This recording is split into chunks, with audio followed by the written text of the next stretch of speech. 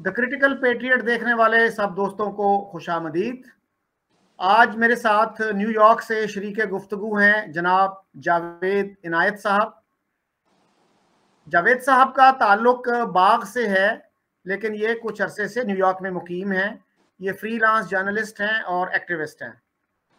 تو جاوید صاحب یہ بتائیے گا کہ 2 سال پہلے انڈیا نے جو ایکشن لیا تھا کشمیر میں 370 اور 35A کو ابالش کیا تھا، جو انڈین کانسٹیٹیوشن کی آرٹیکلز تھے، تو آپ کیسے دیکھتے ہیں پاکستان نے ان کو جس طرح ریئیکٹ کیا، اس میں کتنی کامیابی ملی پاکستان کی؟ اس حوالے سے جو ڈپلومسی تھی وہ کتنی کامیاب تھی؟ بہت شکریہ شکیل چودھری صاحب۔ یہ جو آپ نے سوال کیا ہے انڈین گورنمنٹ کے اس اقدام کے حوالے سے، جو انہوں نے 2019 میں 5 اگست 2019 میں جو سٹیپس لیے تھے، پہلی چیز تو یہ ہے کہ ہندوستان کا یہ جو قدم ہے نہ صرف ان کے اپنے کانسٹیٹیوشن کے خلاف ہے، یعنی یہ انکانسٹیٹیوشنل سٹیپ ہے۔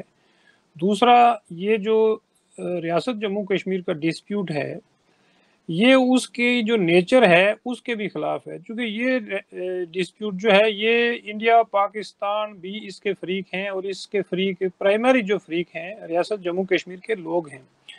تو اس میں پہلی چیز تو یہ ہے کہ یہ یونیلیٹرل سٹیپ لیا گیا ہے، جو ہندوستان کو یونائٹڈ نیشنز کی جو سیکورٹی کونسل ہے اس میں بھی یہ جو مینڈیٹ دیا گیا تھا، اس میں اس کے بھی یہ خلاف ورزی ہے۔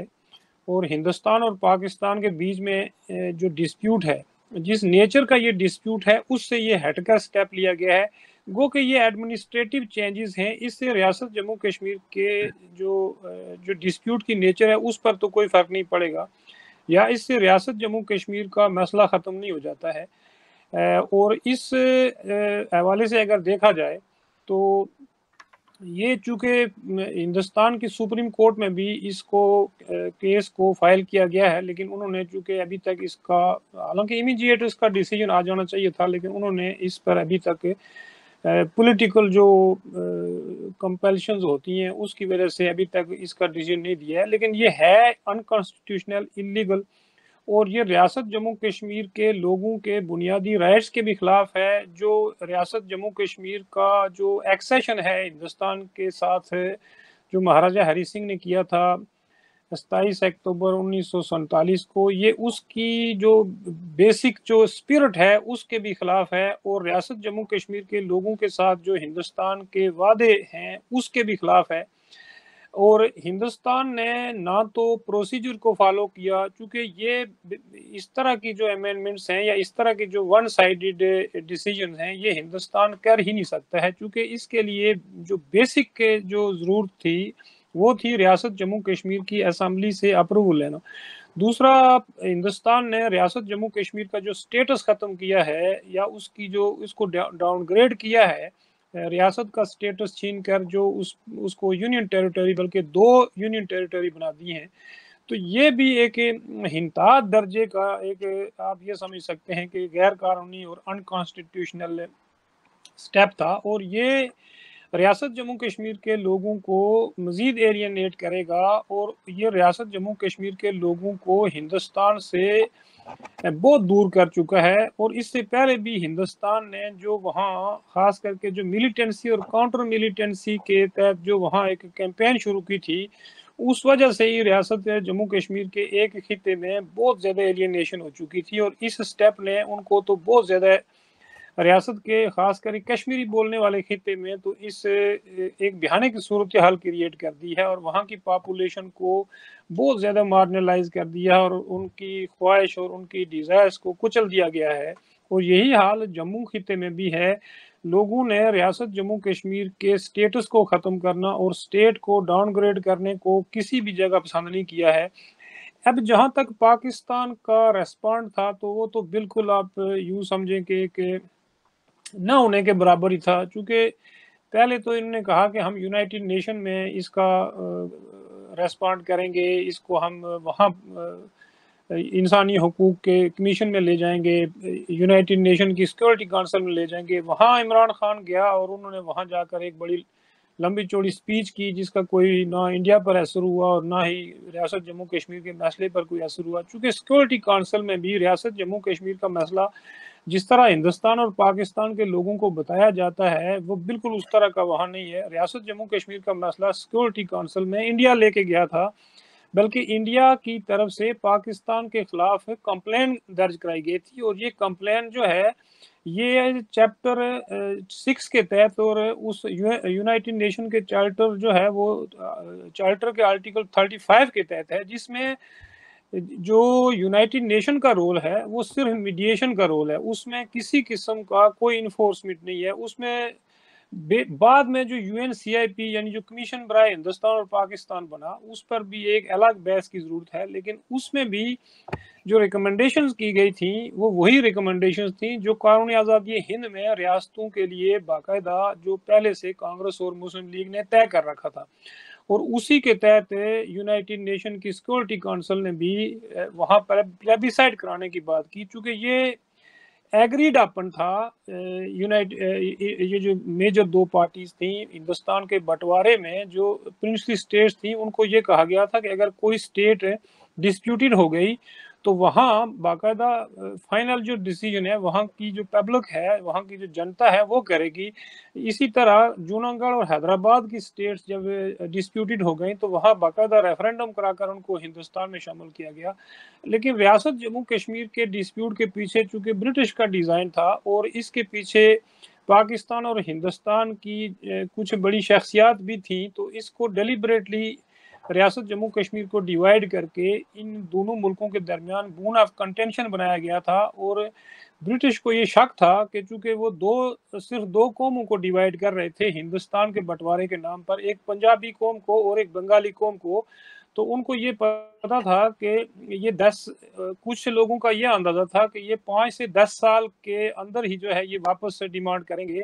इसलिए यहाँ बड़े पैमाने पर फसादात कराए गए थे और ख़ास करके पंजाब को बहुत बड़े खूनी फसादात के हवाले करने में ब्रिटिश इंतज़ामिया का फेलियर था और यहाँ लोगों को बाकायदा सिस्टमेटिक तरीके से आपस में लड़ाया गया था ताकि इनकी दुश्मनी इतनी बढ़ जाए और टू नेशन थ्योरी को इतना सिमट कर दिया जाए कि लोग इसी को हकीकत मानकर इसी को असल में बुनियाद माने। और आज हम देख रहे हैं कि पिछले 70 सालों से पंजाब के लोग किस तरह एक ही खित्ते के रहने वाले लोग उनके बीच में कैसे लकीर मारी गई और फिर उनको आने जाने भी नहीं थे। गो के एडमिनिस्ट्रेटिव जो चेंजेस थी, पाकिस्तान बन गया था तो ये तो चलो ठीक है कि ये बंटवारा हो गया था, लेकिन इन कौमों को इतना जबर से अपने अपने इलाकों में बांध के रखना, फिर रियासत जम्मू कश्मीर के लोगों को जबरन तकसीम करना, वहाँ तो कोई बाउंड्री कमीशन नहीं बनाया गया था। पाकिस्तान ने पहले हमला किया और फिर हिंदुस्तान ने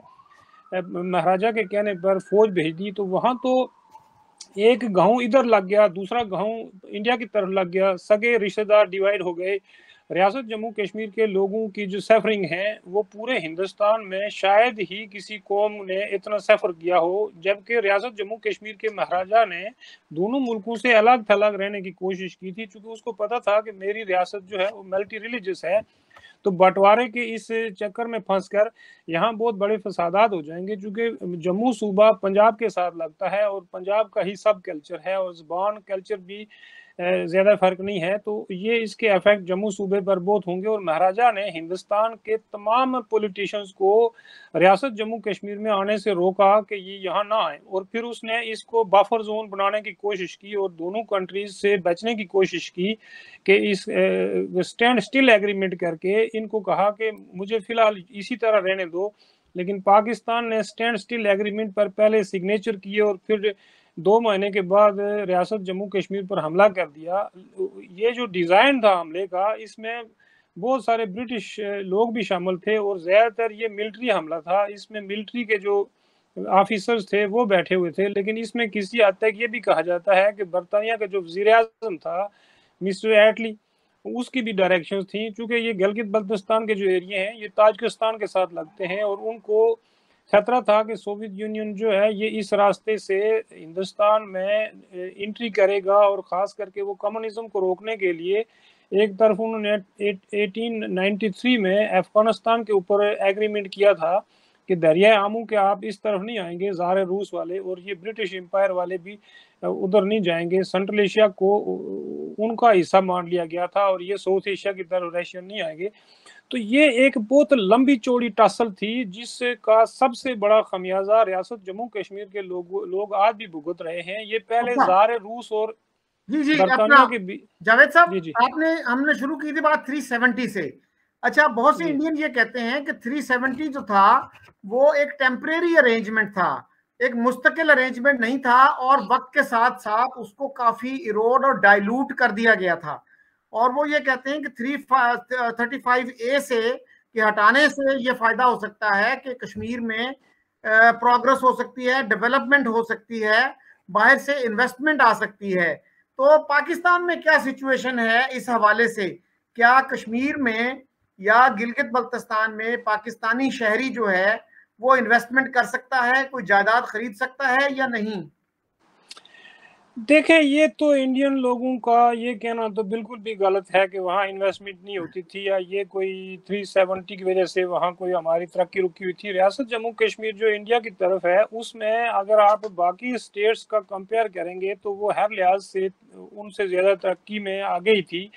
दूसरी ये बात दुरुस्त है कि जो ओरिजिनल महाराजा ने हिंदुस्तान के साथ जो एक्सेशन डॉक्यूमेंट साइन किए थे उसमें डिफेंस था, कम्युनिकेशन थी और फॉरेन अफेयर्स थे। इसके अलावा हिंदुस्तान के साथ मर्जर नहीं था। रियासत जम्मू कश्मीर का हलाक जो है वो प्रोविजनल था, यानी आर्जी था, और उसमें बाकायदा पहले से कंडीशंस तय कर ली गई थी। लेकिन 370 जो है ये रियासत जम्मू कश्मीर को स्पेशल स्टेटस देता था। लेकिन इसमें कोई शक नहीं है कि रियासत जम्मू कश्मीर की अपनी लीडरशिप ने हिंदुस्तान से मिलकर इसको अंदर से बिल्कुल खोखला कर दिया था। ये तो एक बराए नाम सी चीज रह गई थी, इसके अंदर कुछ भी नहीं था, ये खोखा ही था, तो इसमें तो कोई शक नहीं है। लेकिन जो 35A है ये महाराजा हरी सिंह ने 1927 में बाशिंदा रियासत जम्मू कश्मीर बाकायदा एक नोटिफिकेशन के तहत जारी किया था। ये उसी का असल में कंटिन्यूएशन थी। ये रियासत जम्मू कश्मीर के लोगों को राइट देता है कि ये अपने इलाके में यानी जो बाहर के लोग हैं वो इनके इलाके में आकर प्रॉपर्टी नहीं खरीद सकते हैं और वो जॉब्स वगैरह नहीं कर सकते हैं, और स्कूल यूनिवर्सिटियों का उनको फ़ायदा था कि दूसरे स्टूडेंट नहीं आ सकते थे। और फिर जो ये रियासत चूंकि पंजाब को पानी प्रोवाइड करती है, नेचुरल रिसोर्सेज जो है वो पंजाब के दोनों तरफ ज़्यादातर पानी के इधर से जाते हैं, तो इस वजह से यहाँ ये कानून बनाया गया था कि अगर पॉपुलेशन का फ्लो ज़्यादा हो गया तो फिर यहाँ इन्वायरमेंटल प्रॉब्लम क्रिएट हो जाएंगे। और पंजाब में जब यहाँ डिफॉरेस्टेशन के नतीजे में पंजाब में और सिंध में आज भी पाकिस्तान की तरफ जो फ्लडिंग होती है ये इसी वजह से होती है कि डिफॉरेस्टेशन बहुत की गई है और यहाँ लोगों ने लकड़ी बेची है। अब जहाँ तक गिलगित बल्तिस्तान का ताल्लुक है तो पाकिस्तान ने 1947 में ही वहाँ एक फौजी बगावत कराकर जो मेजर विलियम्स ब्राउन की क़यादत में इस इलाके को एक स्ट्रेटेजिक पॉइंट ऑफ व्यू से आज़ाद कश्मीर से भी अलग कर दिया। गो के यहाँ के लोग हिंदुस्तान के साथ नहीं जाना चाहते थे और ये लोग मेजॉरिटी मुसलमान नहीं थे बल्कि 100% पॉपुलेशन वहाँ की मुसलमान थी, जबकि आज़ाद कश्मीर में यहाँ गैर मुस्लिम भी थे। तो वहाँ तो बाकायदा 1974 में 1974 में भुट्टो साहब के ज़माने में वहाँ से ये जो स्टेट सब्जेक्ट रूल था जिसको हम SSR कहते हैं ये ख़त्म कर दिया गया था, उसको सस्पेंड कर दिया गया था, जबकि पाकिस्तान के किसी भी हुक्मरान को ये राइट नहीं दिया गया था और ना ही ये उनके जुरिस्डिक्शन में आता था। फिर भी उन्होंने गैर कानूनी तौर पर वहाँ इसको सस्पेंड किया हुआ है और वहाँ सारे जो पश्तूनख्वा के लोग हैं, बहुत सारे पंजाब के लोग हैं, वहाँ जाकर प्रॉपर्टीज भी खरीदते हैं, होटल्स भी बनाए हुए हैं, रिसोर्ट भी बनाए हुए हैं। वो जो शंग्रीला है ये तो एयर मार्शल असगर खान के भाई जो असलम साहब थे जिन्होंने खुद भी रियासत जम्मू कश्मीर के हमले में हिस्सा लिया था, वो तो उनकी प्रॉपर्टी है। लेकिन आज़ाद कश्मीर में अभी तक ये कानून मौजूद है। यहाँ कुछ लोगों ने रिश्वत देकर या झूठ फ्रॉड से शायद पश्तूनख्वा या अफगानिस्तान के लोगों ने या पंजाब के लोगों ने शादियां करके कुछ डोमिसाइल शायद आज़ाद कश्मीर के बना लिए हों, लेकिन वो ये इलाका सिर्फ बचा हुआ है आज़ाद कश्मीर का। लेकिन ये तो रियासत जम्मू कश्मीर का टोटली 5% एरिया ही है, इसकी आबादी जो है वो 16% है टोटल पॉपुलेशन की। अच्छा जावेद साहब, ये बताइएगा कि जब ये एक्शन हुआ था 375 को रिपील किया गया तो हमारी मिलिट्री लीडरशिप की तरफ से, पाकिस्तान की मिलिट्री लीडरशिप की तरफ से कहा गया था कि इससे हमें कोई फर्क नहीं पड़ता, हमने तो कभी इसको तस्लीम नहीं किया था। تو شاہ محمود قریشی صاحب کا ایک بیان تھا کہ میں OIC کو جگانے کی کوشش کر رہا ہوں، اور ایک انہوں نے یہ کہا تھا کہ اب ہماری منزل سری نگر ہے. شاید وہ اس طرف اشارہ کر رہے تھے کہ کشمیر ہائی وے کا نام بدل کے ہم نے سری نگر ہائی وے رکھ دیا ہے. تو ان چیزوں کو کیسے دیکھتے ہیں آپ؟ دیکھیں، یہ تو پاکستان کی پالیسی بڑی بوگس رہی ہے کشمیر کے حوالے سے، اور ہمیشہ یہ کشمیری صوبے کو ہی فوکس کرتے رہے ہیں جہاں مسلم میجارٹی ہے. جموں صوبہ جو آزاد کشمیر بھی اس کا حصہ ہے، وہاں چونکہ ہندو میجارٹی ہے تو اس کی تو یہ بات نہیں کر رہے ہیں. لداخ کی یہ بات نہیں کر رہے ہیں. ظاہر ہے یہ ریاست ساری ڈسپیوٹڈ ہے، تو یہ کسی ایک چھوٹے سے علاقے میں انہوں نے ملیٹنسی شروع کرائی. پھر وہاں لوگوں کو ہندوستانی فوج نے جو ریسپونڈ کیا وہ بہت زیادہ بروٹل تھا. اس کے نتیجے میں وہاں بہت لوگ مارے گئے، اور ہندوستان اور پاکستان نے ریاست جموں کشمیر کے صرف ایک حصے کو فوکس کر رکھا ہے، اور پاکستان چونکہ ٹو نیشن تھیوری کی بنیاد پر صرف کشمیری صوبے کو ہی کلیم کرتا ہے. اور آزاد کشمیر چونکہ انہوں نے 1947 میں کیپچر کر لیا تھا جموں سے کاٹ کر، تو یہ جو کہتے ہیں کہ ہم نے سڑک کا نام چینج کر لیا ہے یا کسی پہاڑی کا نام چینج کر لیا، یہ تو ساری سمبالک اس کے ایفیکٹ ہیں. گو کہ پاکستان نے جبرن جو ہے وہ اس ڈسپیوٹ میں، بلکہ پاکستان اگر ریاست پر حملہ نہ کرتا تو یہ ڈسپیوٹ اس طرح کا نہیں ہونا تھا. اور ہندوستان نے جو یونائٹڈ نیشن میں پاکستان کے خلاف کمپلین درج کرائی تھی وہ بھی یونیلیٹرل تھی، لیکن اس کے کاؤنٹر میں جب پاکستان نے ہندوستان کے خلاف 6-7 کمپلین اور درج کرا لی تو یہ ریاست جموں کشمیر کے کوسچن سے ہندوستان پاکستان کا کوسچن بن گیا، بلکہ ان میں سے جو 6-7 تھے ان میں سے ون آف دیم بن گیا. تو اس کی اہمیت تو یونائٹڈ نیشن میں بالکل ہی ختم ہو گئی تھی، کیونکہ وہاں ریاست جموں کشمیر کے لوگوں کو رائٹ آف سیلف ڈٹرمنیشن بھی نہیں دیا گیا تھا. اور یہ چیپٹر 6 کے تحت ہونے کے تحت وہاں صرف میڈیشن دونوں ملکوں کے بیچ میں ہوگی، اور یہاں پلیبیسائٹ بھی کرایا جائے گا تو یہ بائی لیٹرل پلیبیسائٹ ہوگا، یعنی یہ پوچھا جائے گا کہ ہندوستان کے ساتھ رہنا ہے یا پاکستان کے ساتھ رہنا ہے. تو پاکستان تو اس میں فریق تو بنا ہوا ہے، چاہے وہ جبرن بن گیا یا جس طرح بن گیا، اب تو اس کو آپ نکال نہیں سکتے ہیں. پاکستان اس ڈسپیوٹ کا حصہ ہے، لیکن اس میں ریاست جموں کشمیر کے لوگوں کو نکال کر یہ ڈسپیوٹ کبھی بھی حل نہیں ہو سکتا ہے. اگر آپ دیکھیں گے تو ہندوستان یہ کہتا ہے کہ یہ ساری ریاست جموں کشمیر جو ہے وہ ہندوستان کا حصہ ہے، چونکہ مہاراجا نے اس کے ساتھ ایکسیشن کر لیا تھا، جبکہ یہ بالکل غلط ہے. مہاراجا نے پروویژنل ایکسیشن کیا تھا اور اس میں باقاعدہ کنڈیشن موجود ہیں، اس ریاست کو مرج نہیں کیا گیا تھا. ہلاک تو کوئی بھی کر سکتا ہے، ایکسیشن کا تو کوئی بگ ڈیل نہیں ہوتی ہے. اسی طرح پاکستان نے ریاست جموں کشمیر کا جو حصہ یا 2 حصے جو اپنے پاس رکھے ہوئے ہیں، اس پر تو یہاں کوئی ریفرنڈم نہیں کرایا گیا ہے یا یہ ڈیفیکٹو ایک صوبہ بنایا گیا ہے، ایک کو چھوٹا سا آٹونومس ریجن بنایا ہوا ہے. تو یہاں بھی ایک ایکٹ لاگو ہے جس کے تحت یہاں کے لوگوں کو رول کیا جاتا ہے. اور پاکستان اور آزاد کشمیر اور گلگت بلتستان کے درمیان جو انتظامی امور طے کرنے کے لیے ایک معاہدہ ہے جس کو معاہدہ کراچی کہتے ہیں. تو اس طرح پاکستان جب اس ڈسپیوٹ کا حصہ ہے، اور ہم یہ سمجھتے ہیں کہ ریاست جموں کشمیر کے لوگوں کا ایک بڑا حصہ یہ کہتا ہے کہ یہ جو ہے وہ ریاست مذہبی لحاظ سے چونکہ میجارٹی مسلم تھی تو یہ پاکستان کا حصہ بننی چاہیے، پاکستان کا بھی یہی کلیم ہے. لیکن مسئلہ یہ ہے کہ جس طرح ہندوستان یونیلیٹرل دعویٰ کرتا ہے کہ یہ ساری ریاست اس کو ملے، یہ کبھی نہیں ہوگا. آزاد کشمیر اور گلگت بلتستان کو ہندوستان اگر 10 فوجیں بھی یہاں لے آئے جتنی اس کے پاس ہیں، اس سے 10 گنا بھی لے آئے تو پاکستان تو نہیں دے گا اس کو، اس پر تو نیوکلیئر وار ہو سکتی ہے.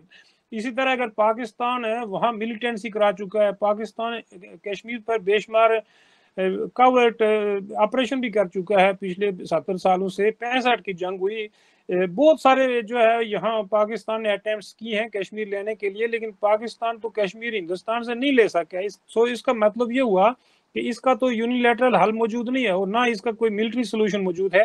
پوری ریاست تو پاکستان کو کبھی نہیں ملے گی، چونکہ اس میں تو ہندو بھی ہیں اور بدھسٹ بھی ہیں. اسی طرح پوری ریاست کی خود مختاری کی بات بھی کی جاتی ہے کہ اس کو ایک الگ ساورن اسٹیٹ بنا دیا جائے، جو دونوں ملک اس کو چھوڑ دیں اور انڈیپینڈنٹ اس کا وہ کر دیا جائے.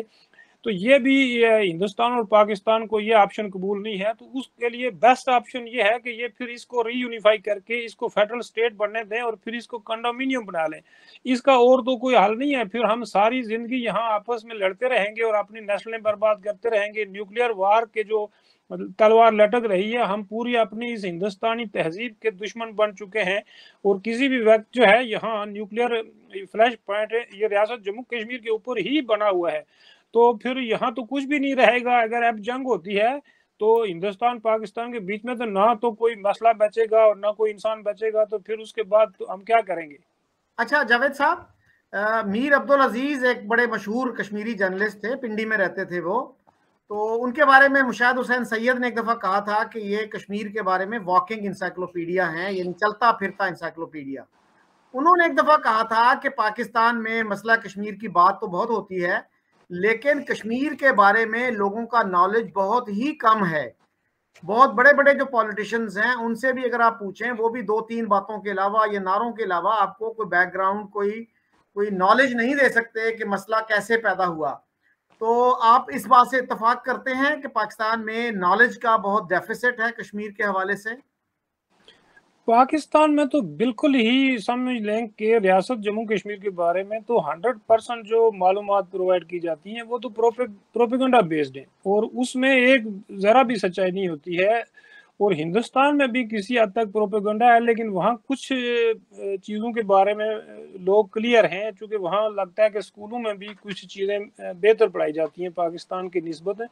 तो ये तो दुरुस्त है कि देखें ना कि रियासत जम्मू कश्मीर जो है वो तकरीबन 85,806 मरबा मील एरिया है। इसकी 2 करोड़ आबादी है। इसमें तकरीबन 15 ज़बानें बोलने वाले लोग रहते हैं, और 3 बड़े रीजन थे इसके, जम्मू कश्मीर और गलगित बल्तिस्तान और लद्दाख के एरिए। तो इसमें आप देखें कि यहाँ जो एथनिसिटीज़ हैं, हम लोग जो हैं वो पहाड़ी या डोगरी स्पीकिंग जो लोग हैं, जम्मू सूबे से हमारा ताल्लुक है। आज़ाद कश्मीर की 90% आबादी जो है ये जम्मू सूबे से तलक रखती है। बाकी जो हिंद को स्पीकिंग एक डिस्ट्रिक्ट जो मुजफ्फराबाद का है, ये वादी कश्मीर का एडमिनिस्ट्रेटिवली हिस्सा था, ये भी कश्मीरी स्पीकिंग लोग नहीं है। यहाँ जो कश्मीरी स्पीकिंग लोग बसते हैं वो वादी से माइग्रेट हो गया है। तो इस तरह रियासत जम्मू कश्मीर जो है ये 43% हमारी रियासत की पॉपुलेशन है, और 10% जो है वो सिर्फ लैंड है। तो रियासत का ये इलाका जहाँ कश्मीरी बोली जाती है, ये बात सही है कि वहाँ ओवरवेलमिंग मेजॉरिटी बल्कि 99% वहाँ मुस्लिम पॉपुलेशन है।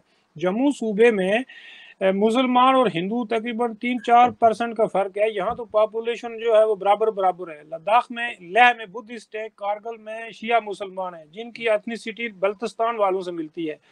गलगित वाले जो हैं वो 6-7 ज़बानें बोलते हैं, उनमें शीना बोली जाती है, ब्रुशिस की बोली जाती है, वाखी बोली जाती है, और छोटी छोटी बेशुमार कबायली ज़बानें बोली जाती हैं। तो इनकी एथनिसिटी भी डिफरेंट है। इसी तरह रियासत जम्मू कश्मीर की हिस्ट्री जो है ये कोई बहुत लंबी चौड़ी हिस्ट्री नहीं है। लोग कश्मीर को ही रियासत जम्मू कश्मीर समझते हैं, जबकि रियासत जम्मू कश्मीर में और कश्मीर में बहुत बड़ा फ़र्क है। रियासत जम्मू कश्मीर का जो बुनियाद है वो 16 मार्च 1846 का जो अमृतसर ट्रीटी है, जब पंजाब की खालसा एम्पायर का डाउनफॉल हुआ तो ब्रिटिश ईस्ट इंडिया कंपनी और जम्मू स्टेट के राजा गुलाब सिंह के बीच में ट्रीटी होती है, जिसके नतीजे में वो ये जो टेरिटरीज हैं, गिलगित के 3 डिस्ट्रिक्ट और कश्मीर की वादी और पुठवार के इलाके, ये सारे जम्मू की रियासत को ट्रांसफ़र कर दिए गए थे 75 लाख नानक शाही जो उस वक्त पंजाब की करेंसी थी उसके एवज। तो इस रियासत को तो 1846 में बनाया गया था, जबकि कश्मीर की और जम्मू की हिस्ट्री जो है ये तो 5-6 हज़ार साल, कुछ लोग तो कहते हैं कि ये प्री हिस्टोरिक यहाँ इंसानी आबादी के आसार दोनों जगह मिले हैं। इसी तरह लद्दाख और गिलगित बल्तिस्तान की जो हिस्ट्री है वो बहुत पुरानी है। लद्दाख और बल्तिस्तान ये तो तिब्बतैन ओरिजिन लोग हैं, और इनकी जो ज़बान है वो सैनो तिब्बतैन लैंग्वेज है, और इनकी जो एथनिसिटी है वो तिब्बत वालों से मिलती है जो आजकल चाइना के पास है। तो ये सारी रियासत जो है इसके अंदर डिफरेंट एथनिसिटीज हैं, डिफरेंट लिंग्विस्टिक ग्रुप्स हैं, डिफरेंट रिलीजियस ग्रुप, ये मल्टी रिलीजियस है, मल्टी एथनिक है और मल्टीलिंगुअल स्टेट है। ये सिर्फ कश्मीर नहीं है जिसको हमारे पाकिस्तानी कहते हैं कि कश्मीर और मुसलमान। ना तो यहाँ मुसलमान हैं सारे, ना यहाँ कश्मीरी हैं सारे। यहाँ डोगरी बोलने वाले, पुठवारी बोलने वाले भी हैं, हिंदको बोलने वाले भी हैं, शीना, ब्रुशिस्की, लद्दाखी, बल्ती और कश्मीरी बोलने वाले भी हैं। तो यहाँ डिफरेंट किस्म के ये लोग हैं, और ये रियासत एक फेडरल स्टेट जो है वो बनेगी, और इसकी रीयूनिफिकेशन बहुत ज़रूरी है, वरना इसका कोई और सोल्यूशन मौजूद नहीं है। इसको रीयूनिफाई किया जाए और इसको हिंदुस्तान और पाकिस्तान के बीच में कंडोमिनियम बना लिया जाए तो बेस्ट है। अच्छा जावेद साहब, एक तो चीज जो मेरे ख्याल में जिसके बारे में अवेयरनेस नहीं है पाकिस्तान में, वो था ट्राइबल इन्वेजन जो 22 अक्टूबर 1947 को शुरू हुआ, और उससे जो है इवन कर्नल सिकंदर बलोच जो नवाए वक्त में कॉलम लिखते हैं, उन्होंने भी ये माना कि ये सबसे बड़ी गलती थी पाकिस्तान की तरफ से। उसकी वजह से महाराजा जो है उसने इल्हाक कर लिया इंडिया से, लेकिन पाकिस्तान में शायद लोगों को इस बात का पता नहीं है, बहुत बड़ी अक्सरियत को। तो दूसरा ये बताइएगा कि हमारे यहाँ जो है बहुत मशहूर लीडर हैं कश्मीरी, सबसे पॉपुलर कश्मीरी लीडर वो हैं जनाब अली गिलानी साहब, जिनको पाकिस्तान ने अपना हाईएस्ट अवार्ड भी दिया है रिसेंटली। तो वो ये कहते हैं कि जी मुसलमान जो है ना वो किसी गैर मुस्लिम सोसाइटी में सेकुलर सिस्टम के तहत नहीं रह सकते, ये ऐसे ही है जैसे कि पानी को डेजर्ट में या सहरा में रहना पड़े। सरदार मसूद साहब जो इस वक्त एजेके के प्रेसिडेंट हैं, वो यूएन में एम्बेसडर भी रह चुके हैं पाकिस्तान के, बड़े सीनियर डिप्लोमेट हैं वो ये कहते हैं कि दो कौमी नजरिए की बुनियाद पे जो है ना कश्मीर के मसले का हल होना चाहिए। आप कैसे देखते हैं इन चीजों को? पहली बात तो ये है कि ये जो अली गिलानी साहब जो बात करते हैं वो तो बिल्कुल ही हक़ाइक़ के बिल्कुल खिलाफ है। जम्मू कश्मीर के अंदर भी अगर देखा जाए तो कश्मीरी जो असली जो कश्मीर है वो तो उन्हीं लोगों का है जो यहाँ के 5000 साल से बाशिंदे हैं और उनका मज़हब तो हिंदू ही था। तो अली गिलानी साहब जो है वो 500 साल या 600 साल पहले यहाँ लोग मुसलमान हुए हैं और यहाँ के एक बादशाह ने जिसका नाम सुल्तान सिकंदर बुत शिकन है, उसने तो यहाँ के ब्राह्मणों को मार मार कर इतना जबर कर करके उनका ज़बरदस्ती मज़हब चेंज कराया था और वो लोग भागकर सारे हिंदुस्तान में चले गए थे। जिस तरह आज आपको पंजाब में भी ये पाट नज़र आ जाते हैं, हिंदुस्तान के हर इलाके में पाट, कोल, जोशी, ये सारे ब्राह्मण तबके के लोग थे और कश्मीरी पंडित हम इनको लोकल ज़बान में कहते हैं। तो ये लोग तो यहाँ सदियों से कश्मीर इनका हेरिटेज है और अली गिलानी साहब ये किस बुनियाद पे कहते हैं कि ये जो मुसलमान है वो दूसरे लोगों के साथ नहीं रह सकते हैं? तो क्या हम हर मोहल्ले को, हर गांव को, हर जो है वो इलाके को जो है वो हिंदुओं और मुसलमानों में बांट देंगे? ये तो ब्रिटिश की डिवाइड एंड रूल की थ्योरी थी और वो हिंदुओं और मुसलमानों को अलग अलग समझते थे। हम ना तो अरब लोग हैं जो कब्रिस्तान की खामोशी जैसे कल्चर में रहते हैं। हिंदुस्तान तो हमेशा से multi lingual, multi cultural, multi ethnic रहा है। यहाँ एक हिंदू मजहब था जो सारे हिंदुस्तान में राज था, फिर बुद्धिज्म आया, फिर यहाँ मुसलमान आए। तो आप देखें ना कि यहाँ के जो मज़ाहब हैं वो तो किसी को भी नहीं कहते हैं कि यहाँ जो बाहर से आएगा तो हमारे लिए कोई प्रॉब्लम हो जाएगा। गो के हर मज़हब में कोई छोटे मोटे प्रॉब्लम तो होते ही हैं, लेकिन ये प्रॉब्लम किसी में भी नहीं है जो अली गिलानी में और इस तरह के लोगों में है। तो इस तरह तो फिर अली गिलानी को फिर ये इलाका छोड़ देना चाहिए। ये तो सारे इलाके हिंदुओं के ही है, कश्मीर तो हिंदुओं का हेरिटेज है और ये तो एक लर्निंग प्लेस थी हिंदुओं के लिए। और आज भी इंडिया के लोग कश्मीर की तरफ मुंह करके अपने बच्चे को स्कूल भेजते हैं। तो ये तो एक बहुत बड़ा विश्वविद्यालय था जिसको कश्मीर में लोग दूर दूर से पढ़ने के लिए आते थे। तो अली शाह गिलानी किस बुनियाद पर ये कहते हैं कि यहाँ सिर्फ मुसलमान ही रह सकते हैं या मुसलमान गैर मुस्लिमों के साथ नहीं रह सकते? ये हमारा मुकामी कल्चर तो नहीं है, ये तो मजहब के नाम पर अरब कल्चर हमारे ऊपर मुसल्लत करने की कोशिश की जाती है। हम तो सदियों से यहाँ मुसलमान भी रहते हैं और हिंदुओं के साथ रहते हैं, हम तो हिंदुओं से ही कन्वर्ट हुए हैं, हमें इस पर कोई शर्मिंदगी नहीं है। तो अली गिलानी को इस पर क्या शर्मिंदगी है कि हम हिंदुओं के साथ रहते हुए हमें कोई परेशानी नहीं है, हमारे मजहब को कोई परेशानी नहीं है, हमारा धर्म जो है वो बिल्कुल सेफ है हिंदुओं और सिखों में। तो अली गिलानी को क्या मछली की तरह प्रॉब्लम हो जाती है जब कोई मिक्स होके लोग रहते हैं? इंसानियत सारी दुनिया में एक जैसी है, सारी दुनिया में मुसलमान जाके रहते हैं, तो फिर अली गिलानी जो है वो सारी दुनिया के मुसलमानों को कश्मीर में लाके बसाएगा, बाकी दुनिया के मुसलमानों के लिए उसका क्या हुक्म है? हम कोई सऊदी अरब के इलाके में तो नहीं रहते हैं कि जहाँ एक नबी आए थे और उन्होंने ये हुक्म दिया था कि यहाँ कोई गैर मुस्लिम नहीं रह सकता है, वो तो खुदा का हुक्म था। यहाँ किसी इंसान का हुक्म तो नहीं चलेगा कि हम अपने सरजमीन छोड़कर यहाँ से निकल जाएं, बल्कि यही काम अली गिलानी की पार्टी ने और दूसरे जहादी ग्रुपों ने 1990 में किया कि वहाँ के जो पंडित थे वो तो बेचारे 4-5 लाख ही थे, उनको सबसे पहले उन पर हमले किए और उनको घरों से निकाल कर जम्मू के इलाकों में निकाल दिया, जबकि कश्मीर तो सबका है, कश्मीर तो हिंदुओं का ही हेरिटेज है। तो अली गिलानी साहब ये बात बिल्कुल गलत करते हैं। दूसरी बात जो आपने सरदार महसूद खान के हवाले से की है, टू नेशन थ्योरी की बुनियाद पर तो ब्रिटिश इंडिया को तकसीम किया गया था, प्रिंसली स्टेट्स को तो ये राइट दिया गया था कि चाहे तो वो इंडिपेंडेंट रहें, चाहे तो वो हिंदुस्तान पाकिस्तान के साथ रहें।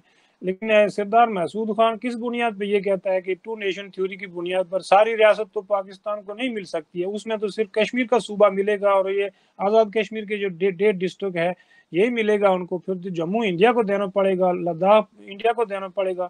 تو یہ تو ساری ہماری ریاست جموں کشمیر کی جو تاریخی جو ہسٹوریکل انٹیٹی ہے اس کو ڈیوائیڈ کرنے کی بات کرتے ہیں، لیکن ریاست جموں کشمیر کے جو ہم لوگ ہیں جو اس ریاست کے باشندے ہیں، ہم تو اپنی ریاست کو کبھی بھی اس کو ڈیوائیڈ نہیں ہونے دیں گے، چاہے ہمارا جموں ہو، لداخ ہو، گلگت بلتستان ہو۔ یہ تو جموں کے مہاراجہ گلاب سنگھ نے بڑی محنت سے یہ ریاست بنائی تھی اور ہم تو اس کو اپنا وطن سمجھتے ہیں، اور ہم تمام قوموں اور قومیتوں کو برابری کے حق دے کر ہم ایک ریاست جموں کشمیر کو فیڈرل اسٹیٹ بنا کے رکھنا چاہتے ہیں۔ اور جو لوگ مذہبی تعصب پھیلا کر ریاست جموں کشمیر کو مذہب کی بنیاد پر ڈیوائیڈ کرنا چاہتے ہیں وہ ابھی تک کامیاب نہیں ہوئے ہیں۔ جموں میں جو فسادات ہوئے تھے وہ انہی لوگوں کی وجہ سے ہوئے تھے، اور جموں ٹوٹ گیا تھا 1947 میں۔ تو ہم تو کسی صورت جو ہے وہ اپنی ریاست کو مذہب کے نام پر، دھرم کے نام پر ڈیوائیڈ ہوتے ہوئے نہیں دیکھنا چاہتے ہیں۔ اس کے لیے جموں کا ہندو بھی ہمارے ساتھ ہے، سکھ بھی ہمارے ساتھ ہے، اور لداخ کا بدھسٹ بھی ہمارے ساتھ ہے۔ کوئی بھی ریاست جموں کشمیر کا باشندہ ریاست جموں کشمیر کی ڈویژن کے خلاف نہیں ہے، آپ کسی سے بھی پوچھ لیں۔ یہ بات درست ہے کہ ہندوستان اور پاکستان چونکہ ڈومیننٹ پارٹیز بن گئی ہیں اور ریاست جموں کشمیر کو یہ کنٹرول کر چکے ہیں اور اپنی بڑی کانسٹیچوئنسیز بھی پیدا کر چکے ہیں، چونکہ پرو انڈین اور پرو پاکستانی کانسٹیچوئنسیز کافی زیادہ ہیں، جو کہ ان کو مفادات ملتے ہیں اور وہ ان کے ساتھ کولابریٹ کرتے ہیں ہمارے لیڈر، تو اس وجہ سے ہے۔ لیکن اگر فری اینڈ فیئر یہاں کوئی پلیبیسائڈ کرایا جائے، بلکہ یہاں ہماری تو یہ ڈیمانڈ ہے کہ ریاست جموں کشمیر اور ہندوستان کے بیچ میں جو ڈائلاگ ہو، ٹرائی لیٹرل ڈائلاگ ہو، اس میں ریاست جموں کشمیر کے لوگوں کو باقاعدہ ایک جوڈیشل کمیشن بنایا جائے جس میں ہندوستان اور پاکستان کے ریٹائرڈ یا حاضر سروس جج ہوں، اس میں ریاست جموں کشمیر کے تمام خطوں کے 2-2 3-3 جج رکھے جائیں، ایک کمیشن بنایا جائے، اور اس کے تحت یہاں ایک باقاعدہ ایک ریپریزنٹیٹیو اسمبلی بنائی جائے جو ریاست جموں کشمیر کے لوگوں کی طرف سے ہندوستان اور پاکستان کے ساتھ اس ٹرائی لیٹرل جو ڈائلاگ ہوگا اس میں شرکت کرے گی، اور تینوں ملک جو ہے، تینوں پارٹیز جو ہیں وہ ٹرائی لیٹرل ڈائلاگ کے ذریعے اس مسئلے کا نیگوشیٹڈ کمپرومائز حل نکالے۔ اگر یہ لڑتے رہیں گے تو ہماری بربادی تو انہوں نے کر ہی دی ہے، لیکن پاکستان اور ہندوستان کی بھی کم بربادی نہیں ہوئی ہے۔ حکمران طبقہ تو یہ تو ان کی لیگیسی کو فالو کر رہا ہے برٹش کی، لیکن جو عام عوام ہے یہ کتنا عرصہ آپ ان کو اس طرح رکھیں گے، اور ساری زندگی کیا ان کو آپ اسی طرح لڑاتے رہیں گے اور ان کو کوئی آگے بڑھنے کا راستہ نہیں دیں گے؟ اچھا جاوید صاحب، آپ کس لیڈر کو فیور کرتے ہیں، کس لیڈر کو سپورٹ کرتے ہیں؟ کیا آپ یاسین ملک کے حامی ہیں جو انڈیپینڈنٹ کشمیر چاہتے ہیں؟ نہیں، میں تو یاسین ملک کا حامی تو نہیں ہوں، لیکن میں یہ کہتا ہوں کہ جو انڈیپینڈنٹ پوری ریاست جموں کشمیر کی انڈیپینڈنس کے لیے تو ریاست جموں کشمیر کے لوگوں کے اندر خود کنسنسس موجود نہیں ہے۔ جموں کے لوگ جو ہے وہ اس پر تو راضی نہیں ہے، کشمیر شاید راضی ہو جائے، آزاد کشمیر بھی ہو جائے، لیکن گلگت بلتستان، لداخ والے بھی اس پر راضی نہیں ہیں۔ تو ہم یہ چاہتے ہیں کہ اگر ریاست جموں کشمیر کے لوگ سارے مل کر اس پر کنسنسس کر لیتے ہیں تو پھر تو ریاست جموں کشمیر کی ایک ری یونیفیکیشن ہو سکتی ہے، لیکن کیا ہندوستان اور پاکستان اور چائنا کے بیچ میں ایک چھوٹی سی ریاست جو ہے وہ بچ سکتی ہے؟ یہ 1947 میں مہاراجہ نے کوشش کی تھی اور اس نے بڑی اچھی اٹیمپٹ کی تھی کہ اس کو ہندوستان پاکستان سے بچا کے رکھا جائے، لیکن اس وقت یہ نہیں بچ سکی، پاکستان نے اس پر حملہ کر کے یہ اس کو ڈسپیوٹڈ بنا دیا۔ تو اب تو صورتحال بہت بدل چکی ہے، چونکہ اس خطے میں چائنا اور امریکہ کی بڑی شدید قسم کی ٹسل شروع ہو چکی ہے، جو پہلے ظاہر روس اور برطانیہ کے بیچ میں تھی، پھر اس کے بعد سوویت یونین اور برطانیہ کے بیچ میں رہی، اور پھر سوویت یونین اور امریکہ کے بیچ میں۔ اب امریکہ اور چائنا اس علاقے پر بڑی شدید قسم کی جو ہے وہ ٹسل پیدا کر چکے ہیں ایک دوسرے کے ساتھ ہیں۔ تو یہ علاقہ جو ہے یہ بڑی طاقتوں کی سازشوں کی وجہ سے اور یہاں کے جو پراکسیز حکمران ہیں ہندوستان اور پاکستان کے، یہ ان کی وجہ سے جو ہے یہ ہم مش کے ستم بنے ہوئے ہیں۔ اور ریاست جموں کشمیر کو اگر ڈیوائیڈ کر دیا گیا تو اس کو ریاست جموں کشمیر کے لوگ کبھی تسلیم نہیں کریں گے، پھر تو یہ بلڈ شیڈ جاری رہے گا، اور ہندوستان تو پورا کشمیر نہیں لے سکتا ہے، پوری ریاست نہیں لے سکتا ہے، پاکستان بھی پوری ریاست نہیں لے سکتا ہے۔ ریاست جموں کشمیر کے لوگوں کے پاس نہ کوئی آرمی ہے، نہ کوئی بہت بڑی تحریک ہے جو دونوں کو شکست دے کر باہر نکالے۔ تو ظاہر ہے یہ تو ہمیں گراؤنڈ ریئلٹیز کے مطابق ہی بات کرنی چاہیے۔ گو کہ ریاست جموں کشمیر کے اندر ایک بڑی کانسٹیچوئنسی جو ہے وہ یہ کہتی ہے کہ اس کو خود مختار کنٹری بنایا جائے، ساورن اسٹیٹ بنایا جائے، لیکن ہم یہ سمجھتے ہیں کہ اس سے بھی اچھا بہتر کمپرومائز حل نکل سکتا ہے، چونکہ بہرحال یہ ہندوستان کی ہی 565 ریاستوں میں سے ایک پرنسلی اسٹیٹ تھی، گو کہ اس کو ایک نئی انٹیٹی کریٹ کیا گیا تھا، اور اس میں کوئی شک نہیں ہے کہ مہاراجہ گلاب سنگھ نے 75 لاکھ نانک شاہی مانی ٹرانزیکٹ کی تھی برٹش ایسٹ انڈیا کمپنی کو۔ اس حوالے سے اگر دیکھا جائے تو یہ ریاست جو ہے وہ لیگلی ہندوستان اور پاکستان کا اگر حصہ نہ بننا چاہے تو اس کے پاس یہ رائٹ 47 میں موجود تھا، چونکہ جس خاندان نے اس ریاست کو بنایا تھا وہ خاندان اس وقت اس ریاست کا والی تھا، اور اس نے یہ کوشش کی تھی کہ کسی طریقے سے اسٹینڈ سٹل ایگریمنٹ کر کے یہ جو برٹش آنسلاٹ ہے ادھر اس کو بچایا جائے، لیکن کسی صورت برطانیہ کے پرائم منسٹر نے اس تجویز کو قبول نہیں کیا تھا۔ اس نے کہا تھا کہ ریاستیں ٹیکنیکلی انڈیپینڈنس ہیں لیکن یہ دونوں ڈومینین میں سے کسی ایک کو جوائن کریں گی، ان کو آزادی اور خود مختاری نہیں دی جائے گی۔ تو انہوں نے ایک طرف تو ہندو اور مسلم قوموں کو فیبریکیٹ کیا، اور دوسری طرف یہاں کی جو مقامی جو اینشینٹ نیشنز تھیں ان کو ڈسٹرائے کرنے کے لیے ایک نیا جو ہے وہ نظریہ گڑھا جو مذہبی قوموں کا نظریہ تھا، اور اپنے علاقوں میں یا اپنے ویسٹرن یورپین کنٹریز میں جب امپائرز کا خاتمہ کیا گیا تو وہاں نیشن اسٹیٹ کا کنسیپٹ سیکولر بنیادوں پر دیا گیا، اور جب ہمارے علاقے سے امپائر کا خاتمہ کیا گیا تو ہمیں کہا گیا کہ آپ ہندو اور مسلمان دو قومیں ہیں۔ یہ دنیا کا سب سے بڑا فراڈ ہماری ان قوموں کے ساتھ کیا گیا، جو قومیں یہاں پچھلے 5000 سالوں سے اپنے ارتقائی پروسیس کر کے یہاں اس سٹیج پر پہنچی تھیں۔ اور یہاں دیکھیں گے آج بھی سندھی نیشن ہے، پنجابی نیشن ہے، اسی طرح بلوچ ہیں، یہ آپس میں دیکھیں کہ مذہبی بنیادوں پر ان کو الگ کرنے کے باوجود کتنی ان کے بیچ میں کشمکش اور ٹسل ہے۔ تو ہمیں گراؤنڈ ریالٹیز کو ماننا ہی پڑے گا، اور ان قوموں اور قومیتوں کی حقیقتوں کو ریالٹیز کو ماننا ہی پڑے گا۔ یہی کچھ ہندوستان میں بھی ہے اور یہی کچھ پاکستان میں بھی ہے۔ ہندوستان اور پاکستان ری اسٹرکچر ہو جائیں اور یہ ریئلی فیڈرل سٹیٹس بن جائیں، تمام قوموں اور قومیتوں کو برابری کی بنیاد پر یہ ایک فیڈریشن بن جائیں، اور اس کے بعد یہ آپس میں کنفیڈریشن بن جائیں، اور ریاست جموں کشمیر کو بھی اس میں ایک یونٹ کے طور پر حصہ بنا لیں، تو پورا ساؤتھ ایشیا جو ہے وہ ایک کنفیڈریشن بن جائے گا۔ ہندوستان قائم رہے گا، پاکستان قائم رہے گا، ان کی باؤنڈریز قائم رہیں گی، لیکن بارڈر جو ہے وہ ارریلیونٹ کر دیے جائیں۔ یہ لوگ جتنا مرضی لڑ لیں، جتنا مرضی ایک دوسرے سے نفرت کر لیں، الٹیمیٹلی انہوں نے ایک ہی ہونا ہے اور ایک طرح سے ہی ان کی سروائیول ہے۔ یہ جتنے لڑیں گے ان کی سروائیول کمزور پڑ جائے گی۔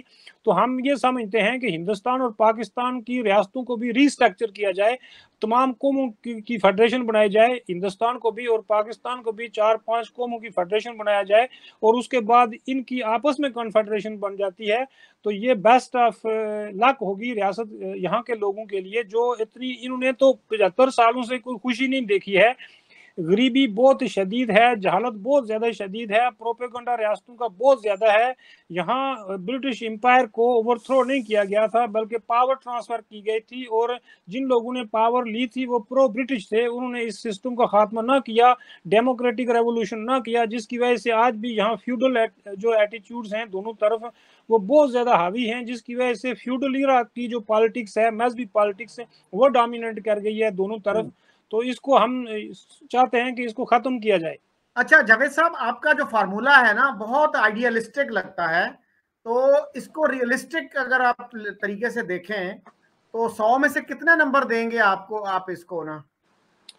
میں تو کہتا ہوں کہ اگر یہ جو دوسرے فارمولاز ہیں کہ یہ ریاست ہندوستان کو ملے گی پاکستان کو، وہ تو بالکل ہی آئیڈیالسٹ ہے، اور یہ ہندوستان اور پاکستان کی یہ خواہش کہ اس کو ہم ہمیشہ ڈیوائڈ رکھیں کہ یہ کبھی بھی فلفل نہیں ہوگی۔ یہ میں آپ کو صحیح اپنے اندر کی گراؤنڈ ریالٹیز کے مطابق یہ بات بتا رہا ہوں کہ ریاست جموں کشمیر کا کوئی بھی خطہ اپنی ریاست کو مزید لمبے عرصے تک ڈیوائڈ نہیں دیکھے گا۔ یہاں اور یہ جو پاکستان کی اسپانسرڈ موومنٹس ہیں یا ملیٹنٹ گروپس ہیں، یہ بڑے کمزور ہیں، یہ بہت نیچے چلے جائیں گے، اور یہاں ایک ایسی تحریک چل جائے گی جس کو روکنا دونوں کنٹریز کے بس کی بات نہیں ہوگی۔ پھر یہاں بڑی طاقتیں بھی انوالو ہو جائیں گی، اور یہ علاقہ ہندوستان پاکستان کے لیے ایک بہت بڑا مسئلہ بن جائے گا۔ ہم اس لیے اس کو یہ ہندوستان پاکستان کو یہ مشورہ دے رہے ہیں کہ اس سے پہلے کہ یہ علاقہ بہت دور چلا جائے آپ سے اور یہاں کے لوگ آپ لوگوں سے بالکل ہی متنفر ہو کر ہمیشہ کے لیے اپنا راستہ الگ کر لیں، بہتر یہ ہے کہ کوئی کمپرومائز اس کا حل نکال لیں۔ ریاست جموں کشمیر کی ڈویژن کا حل موجود نہیں ہے، یہ ریاست پاکستان کو کبھی نہیں ملے گی۔ یہ مجھ سے آپ جتنا مرضی آپ اس پر وہ لے لیں، لیکن میں یہ کہتا ہوں کہ یہ کبھی پاکستان کو نہیں ملے گی، یہ پوری ریاست کبھی ہندوستان کو نہیں ملے گی، اور انڈیپینڈنس. لیکن جی سر بہت سے ایسے لوگ ہیں جاوید صاحب جو یہ کہتے ہیں کہ لائن آف کنٹرول کو جو ہے نا انٹرنیشنل بارڈر مان لیا جائے اور اس کو سافٹ بارڈر بنا دیا جائے تاکہ کشمیری آ جا سکیں اور انڈیا پاکستان کے ریلیشنز بھی بہتر ہو سکیں. تو بہت سے لوگ بہرحال ان کا یہ نقطہ نظر ہے. اچھا سر یہ بتائیے گا کہ پاکستان کا جو زیر انتظام کشمیر ہے اس میں ایک کشمیر کونسل ہے، اس کو آپ کیسے دیکھتے ہیں؟ اور دوسرے جو ہے وہاں الیکشن لڑنے کے لیے اے جے کے میں آپ کو ایک حلف دینا پڑتا ہے کہ آپ پاکستان سے کشمیر کے الحاق کے نظریے کے وفادار رہیں گے. ان چیزوں کو آپ کیسے دیکھتے ہیں اور کیا انڈیا میں بھی اس طرح کا حلف دینا پڑتا ہے؟ دیکھیں، ایک تو یہ جو آزاد کشمیر کا ایریا ہے، یہاں پرائم منسٹر ہے، پریزیڈنٹ ہے، سپریم کورٹ ہے، ایک اسمبلی ہے، یہ سارا کچھ ہونے کے باوجود اگر حقیقی معنوں میں دیکھا جائے جو پاورز ہیں وہ پاکستان نے ایکٹ 74 کے تحت 3-4 بیوروکریٹس کو دی ہوئی ہیں، وہی اس کو ایکسرسائز کرتے رہتے ہیں. اس میں آئی جی پولیس ہے، آئی جی پولیس ہمیشہ یا تو پنجاب سے جاتا ہے یا ادھر سے جاتا ہے کے پی کے سے. اسی طرح اکاؤنٹنٹ جنرل ہے، اسی طرح جو ہے وہ چیف سیکرٹری ہے. تو یہ بیسیکلی ان کو ہم لینٹ آفیسرز کہتے ہیں لوکلی. یہ لینٹ آفیسر جو فیڈرل گورنمنٹ کی طرف سے جاتے ہیں یہی وہاں ایڈمنسٹریشن کے ہولی سولی ہیں. اور آزاد کشمیر میں یہ جو الیکشن کرائے جاتے ہیں یہ بالکل ڈیموکریٹک سیٹ اپ نہیں ہے. آزاد کشمیر کا پرائم منسٹر ہے اور آزاد کشمیر کی جو اسمبلی ہے یہ ایک میونسپل کمیٹی سے بھی ان کے پاس کم اختیارات ہیں، یہ کچھ بھی نہیں کر سکتے ہیں. اور جو کشمیر کونسل کا آپ نے ذکر کیا ہے وہ بالکل ان الیکٹڈ ادارہ ہے، اس کا جو ہیڈ ہے وہ پاکستان کا پرائم منسٹر ہوتا ہے. تو آپ یہاں سے اندازہ لگا لیں کہ ایک تو اس کے سارے جو ممبرز ہوتے ہیں وہ ان الیکٹڈ ہیں، آدھے تو پاکستان کا پرائم منسٹر کرتا ہے الیکٹ اور آدھی جو ہے وہ آزاد کشمیر اسمبلی کرتی ہے. تو دوسری طرف یہ جو الیکشن کرائے جاتے ہیں اس میں آپ دیکھیں کہ کس طرح کی دھاندلی کی جاتی ہے یا کس طرح کا ان ڈیموکریٹک میتھڈ یوز کیے جاتے ہیں. کیونکہ 100% دھاندلی نہیں کی جاتی لیکن بڑی سسٹمیٹک طریقے سے جس پارٹی کو جتانا ہوتا ہے اس کو جتوا لیا جاتا ہے جو فیڈرل میں پاور میں ہوتی ہے، یا وہاں خاص کر کے فوج کا کردار آزاد کشمیر میں 100% ہے. اور وہاں فوجی ایجنسیاں جو ہیں وہ بہت زیادہ ان کی گرپ ٹائٹ ہے. وہاں پولیٹیکل ایکٹیویٹیز کرنے دی جاتی ہیں لیکن اس کو لمیٹڈ کر دیا جاتا ہے. آپ نے صرف انڈیا کے خلاف جو مرضی کر لیں لیکن پاکستان سے آپ اپنے رائٹس نہیں مانگ سکتے ہیں. تو جب بھی پاکستان سے رائٹس مانگنے والے گروپس گٹھے ہوتے ہیں تو ان پر بڑا ظلم کیا جاتا ہے، ان کو مارا پیٹا جاتا ہے. جس طرح پچھلے سال آپ نے دیکھا ہوگا مظفر آباد میں پی این اے کا ایک ڈیمونسٹریشن ہوا تھا تو وہاں بڑا شدید قسم کا ان پر لاٹھی چارج کیا گیا تھا. تو یہ جو آزاد کشمیر کو مور ڈیموکریٹائز کرنا، گلگت بلتستان کو مور ڈیموکریٹائز کرنا، یہ ان لوگوں کا حق ہے. آزاد کشمیر کو پاکستان جتنا مرضی جو ہے وہ جمہوری کرے، یہاں نہ تو کوئی سرمایہ دار ہے نہ کوئی بڑا جاگیردار ہے، یہ علاقہ آئیڈیل ہے بیسٹ جمہوری سیٹ اپ کے لیے، اور گلگت میں بھی یہی ہے. تو یہاں تو یہ جمہوری سیٹ اپ نہیں قائم کرنا چاہتے ہیں، آبادی بھی تھوڑی سی ہے، لوگ بھی بڑے مطلب پیسفل ہیں. تو یہاں کیوں نہیں یہ ڈیموکریٹک سیٹ اپ قائم کرتے ہیں؟ اس کو آٹونومی کیوں نہیں دیتے ہیں؟ لوگوں کے ریپریزنٹیٹیو کو کیوں نہیں الیکٹ ہو کر ان کو امپاور کیوں نہیں کرتے ہیں؟ اسمبلی کو کیوں نہیں امپاور کرتے ہیں؟ کشمیر کونسل کیوں نہیں ختم کرتے ہیں؟ پھر یہ جو وزارت امور کشمیر ہے، منسٹری آف کشمیر افیئرس ہے، یہ اتنی بڑی کرپشن کرتے ہیں، اتنا بڑا ان کے پاس بھاری بھرگم سٹاف ہوتا ہے جو کوئی کام نہیں کرتے ہیں. اسلام آباد میں بیٹھ کر جو ہے وہ 5-10 گاڑیاں رکھی ہوئی ہیں، 5 لاکھ تنخواہیں لیتے ہیں یہ بیوروکریٹ جو ہیں. تو یہ تو آزاد کشمیر میں جاتے ہی نہیں ہیں، یہیں بیٹھ کے تنخواہیں لیتے رہتے ہیں. تو کرپشن اتنی زیادہ ہے. پھر آزاد کشمیر کو تھوڑی سی اس وقت ٹیکس یعنی یہ ٹیکس ریونیو اور سیل ٹیکس اور ریونیو کلیکٹ کرنے کا پچھلی اسمبلی نے اختیار لیا ہے. تو آپ دیکھیں کہ 6.5 بلین جو یو ایس ڈالر ہیں وہ آزاد کشمیر کی انکم ہوئی ہے یہ 2020 اور 21 اور 22 کی. تو آپ خود اندازہ لگا لیں کہ آزاد کشمیر کے اندر جو پروڈکٹیویٹی ہے وہ تو سرے سے موجود ہی نہیں ہے، نہ کوئی صنعت ہے، نہ کوئی چھوٹی موٹی انڈسٹری لگائی گئی، کچھ بھی نہیں لگایا گیا. اور یہ پاکستان نے یہ سوچا ہوا تھا کہ گلگت کے بدلے اس کو انڈیا کو دے کر شاید گلگت کے بدلے اس کو میں ایکسچینج کر لوں گا، لیکن یہ کبھی بھی ہوگا نہیں. تو اس سے بہتر تھا کہ یہاں یہ تھوڑی سی ہمیں اور ڈیموکریسی دیتے، ہمارے گورنمنٹ کو اور امپاورمنٹ کرتے، لوگوں کو جو ہے وہ ڈیموکریٹک رائٹس دیتے. خاص کر کے ہیلتھ کے بہت بڑے پرابلم ہیں، میرے علاقے سے اسلام آباد آتے ہوئے 5-6 گھنٹے لگتے ہیں. کوئی عورت بیمار ہو جائے, ڈلیوری کا کیس ہو, تو وہ تو راستے میں ہی بعض عورتیں مر جاتی ہیں. وہاں کوئی لوکلی ہاسپٹل نہیں بنائے گئے ہیں, کوئی بڑی سڑک نہیں بنائی گئی ہے, کوئی ہائی وے نہیں ہے. اسکولوں اور کالجوں کا تو خیر جو پاکستان میں حال ہے اس سے بھی برا ہے ہمارے یہاں. تو کم سے کم ہمیں وہ سیٹ اپ تو دے جو ہمارے مہاراجہ ہری سنگھ کے زمانے میں کوالٹی ایجوکیشن یہ تھا کہ آج بھی ہمارے بزرگ یہ کہتے ہیں کہ اس زمانے کا 5 پڑھا ہوا آج ایم اے کے برابر ہے. تو ہماری کوالٹی ایجوکیشن بھی چھین لی گئی, ہماری آئیڈینٹی بھی چھین لی گئی. یہاں ہمیں زبردستی کشمیری بنایا گیا ہے. ہم تو کشمیری نہیں, آزاد کشمیر والے, ہم تو جموں کے ڈوگرا اور پٹھواری بولنے والے لوگ ہیں. تو ہماری ایک تو آئیڈینٹی چھینی ہوئی ہے, اس کو ریسٹور کریں. دوسری طرف جو ہے یہ ہماری زبان ختم ہو رہی ہے. ہماری زبان صرف ہم بول سکتے ہیں, ہم اپنی زبان نہیں لکھ پڑھ سکتے ہیں. پنجابی بولی جائے, لکھی جائے, پڑھی جائے, تو ہمیں بھی اپنی زبان بولنے, لکھنے, پڑھنے کا رائٹ دیا جائے. اور یہ قدیم زمانے سے یہ زبانیں چلی آ رہی ہیں, اور یہ پچھلے 3,500 سال سے یہ زبان بادشاہوں کے درباروں میں بولی جاتی تھی اور باقاعدہ آفیشیل زبانیں تھیں. تو ان کو کیوں ختم کیا جا رہا ہے؟ اسی طرح گلگت بلتستان میں بھی کچھ زبانیں ہیں جو بالکل ختم ہو چکی ہیں اور کچھ ختم ہونے کے قریب ہیں. تو ان زبانوں کو بھی بچایا جائے, اور لوگ بولتے نہیں ہیں. پھر یہ جو کلائمیٹ چینج ہے اس پر لوگ بالکل نہیں بولتے ہیں. لوگوں کو شاید یہ یقین نہیں ہے کہ یہ ڈیزاسٹر آ رہا ہے بہت بڑا, کلائمیٹ چینج کی وجہ سے, گلوبل وارمنگ کی وجہ سے. یہ پورا آدھا ہندوستان اور آدھا پاکستان ڈوب جائے گا. لوگوں کو اس کا اندازہ نہیں ہے کہ ڈیفارسٹیشن ہو رہی ہے, گرین ہاؤس گیسز کی وجہ سے پوری دنیا میں یہ بہت بڑا ڈیزاسٹر آ رہا ہے. اور سائنٹسٹ تو وارننگ دے رہے ہیں کہ بھائی ایسے علاقے جو اس طرح کے جیوگرافی میں رہتے ہیں وہ تو پانی میں ڈوب جائیں گے, اور فلڈ میں, اور سمندر جو ہے وہ ابلیں گے اور باہر آ جائیں گے. تو ہم لوگوں نے تو یہاں کچھ بھی نہیں کیا ہے. اچھا جاوید صاحب, جی آپ نے ابھی مہاراجہ ہری سنگھ کی تعریف کی. ان کو تو بہت کنڈیم کیا جاتا ہے پاکستان میں کہ وہ بہت ظالم آدمی تھا, وہ بہت جابر آدمی تھا, اور راجہ گلاب سنگھ کے خلاف بھی بہت باتیں کی جاتی ہیں. آپ اس خاندان کو اور ان دونوں لوگوں کو خاص طور پر کیسے دیکھتے ہیں؟ دیکھیں, یہ تھے تو ظاہر ہے شخصی راج تھا, بادشاہ تھی, لیکن مہاراجہ ہری سنگھ تو بہت اچھے پڑھے لکھے, بڑے لبرل اور بڑے پروگریسو آدمی تھے. جو انہوں نے ریاست جموں کشمیر میں سٹیپس لیے, اور جو ریاست جموں کشمیر کے لوگوں کو یہاں تعلیم کو انہوں نے جبری تعلیم بھی اس کو کہا جاتا ہے, ہر ایک بچے کی پرائمری تعلیم کو انہوں نے زبردستی نافذ کیا. چونکہ مسلمان جو لوگ تھے یہ کیا کرتے تھے کہ بچے کو مسجد میں بھیجتے تھے, نازا قرآن پڑھتے تھے اور اس کو ہی تعلیم سمجھتے تھے. انہوں نے یہاں لکھنے پڑھنے کے لیے ہر گاؤں میں اسکول کھولا اور لوگوں کو زبردستی تعلیم دینی شروع کر دی. جو ماں باپ بچے کو اسکول نہیں بھیجیں گے ان کو باقاعدہ فائن کیا جاتا تھا, جس کی وجہ سے ہر بچہ اسکول جاتا. اور یہاں تو 95% جو ہے وہ ایجوکیشن پرائمری ہو گئی تھی 5 سالوں میں ہی. تو انہوں نے تو یہاں وہ سٹیپس لیے ہیں جو کبھی کسی ڈیموکریٹک کے سیٹ اپ میں بھی ہمیں وہ سٹیپس نہیں ملتے ہیں.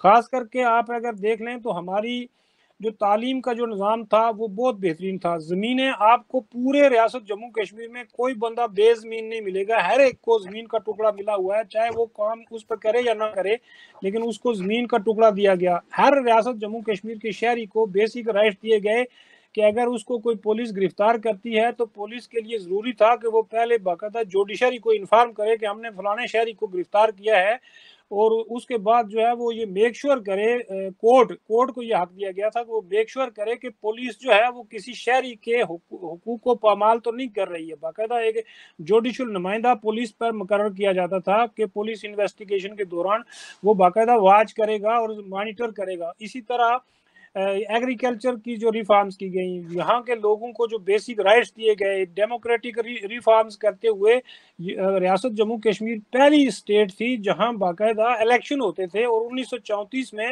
ایک کانسٹیٹیوشن بنایا گیا جس کے تحت یہاں باقاعدہ پرجا سبھا کے نام سے ایک اسمبلی بنائی گئی, اور اس میں باقاعدہ لوگ الیکٹ ہو کے جاتے تھے, ووٹ کا رائٹ دیا گیا, اور باقاعدہ مسلمانوں کو الگ ووٹ دیے گئے, الگ جو ہے وہ نمائندے بھی دیے گئے, اور جو مشترکہ جو نمائندے چنے جاتے ہیں وہ بھی دیے گئے. تو گلاب سنگھ نے تو یہ ریاست بنائی تھی, ظاہر گلاب سنگھ نے یہاں چھوٹے چھوٹے راجواڑہ شاہیاں تھیں ان سب کو ختم کیا, تو لوگ تو ظاہر اس کے خلاف ہوں گے. جس طرح ہمارے جو पुराने बुजुर्ग थे वो तो गुलाब सिंह के इसलिए खिलाफ थे कि इनने अपनी छोटी छोटी जम्मू सूबे के अंदर छोटी छोटी 22 राजवाड़ा शाहियां कायम की, जो आज हमारे डिस्ट्रिक्ट्स और तहसीलें हैं जम्मू की, ये सारी छोटी छोटी रियासतें बनी हुई थी। जिस तरह रंजीत सिंह से पहले पंजाब में 36 जो है वो छोटे छोटे नवाब जो है वो हिंदू मुसलमान इलाके बड़े कोई मिसलें थी 12 सिखों की, कुछ मुसलमान नवाब थे, तो इन्होंने अपने अपने छोटे छोटे इलाकाई हुक्मरानी कायम की थी। इसी तरह जम्मू सूबे के अंदर भी ऐसा ही था। तो इसने सबसे पहले तो उनको कैप्चर किया और सबको एक मरकज के अंडर लाया, फिर उसने लद्दाख जो है उस पर जाकर कब्जे किए, फिर कश्मीर का सूबा और गिलगित लिए ट्रीटी ऑफ अमृतसर में।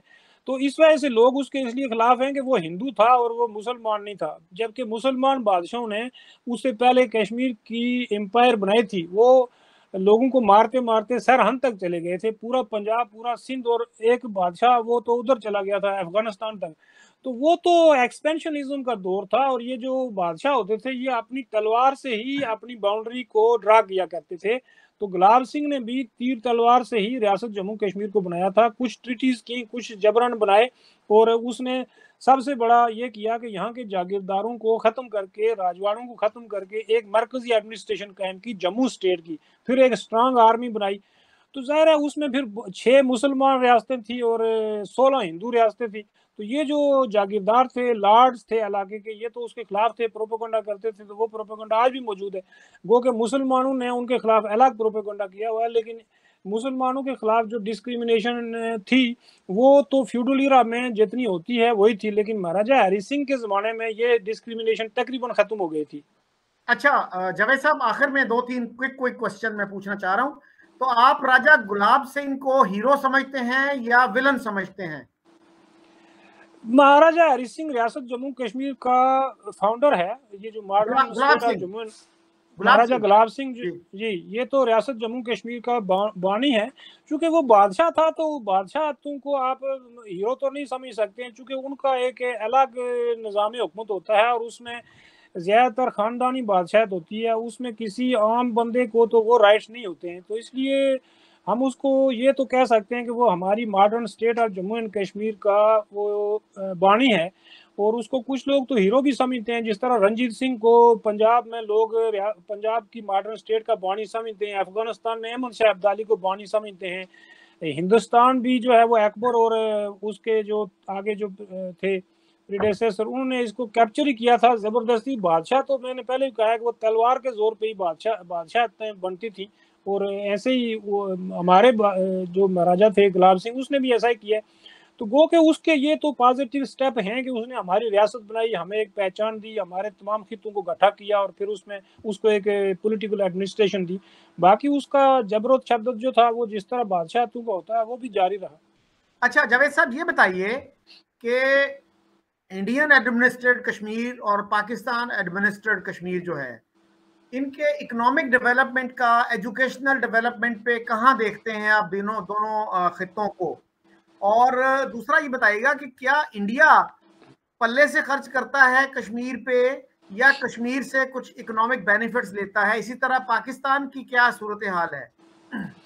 देखिए, इंडिया का रियासत जम्मू कश्मीर जो है वो उसकी आबादी का 1% है। तो आप अगर इनका पूरा रिकॉर्ड उठा के देखेंगे तो वो उनको 10% ग्रांट्स देते थे एवरी ईयर्स। कुछ और स्टेटों को भी देते थे, लेकिन इस स्टेट को वो 10% ग्रांट्स देते थे। तो आप खुद अंदाजा लगा लें कि जो 1% आबादी वाले खिते को वो 10% ग्रांट देते थे। एजुकेशन हिंदुस्तान के ज़रिए इंतज़ाम जम्मू कश्मीर में बेस्ट इंस्टीट्यूशंस हैं। मेडिकल, सूरा मेडिकल इंस्टीट्यूशन एशिया का दूसरा या तीसरा बड़ा इंस्टीट्यूशन है।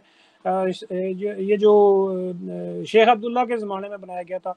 तो इसी तरह वहाँ की सड़कें, वहाँ की बिजली पानी के जो रिसोर्सेज हैं, उनको अगर आप आज़ाद कश्मीर से कंपेयर करेंगे तो यहाँ तो बहुत ज़्यादा एक्सप्लॉइटेशन है। हम तो पंजाब के साथ लगते हैं, पंजाब के अंदर जो अपनी खराबियां हैं वो हमारे तरफ भी आ गई हैं, क्योंकि हम तो पंजाब का ही सब कल्चर है।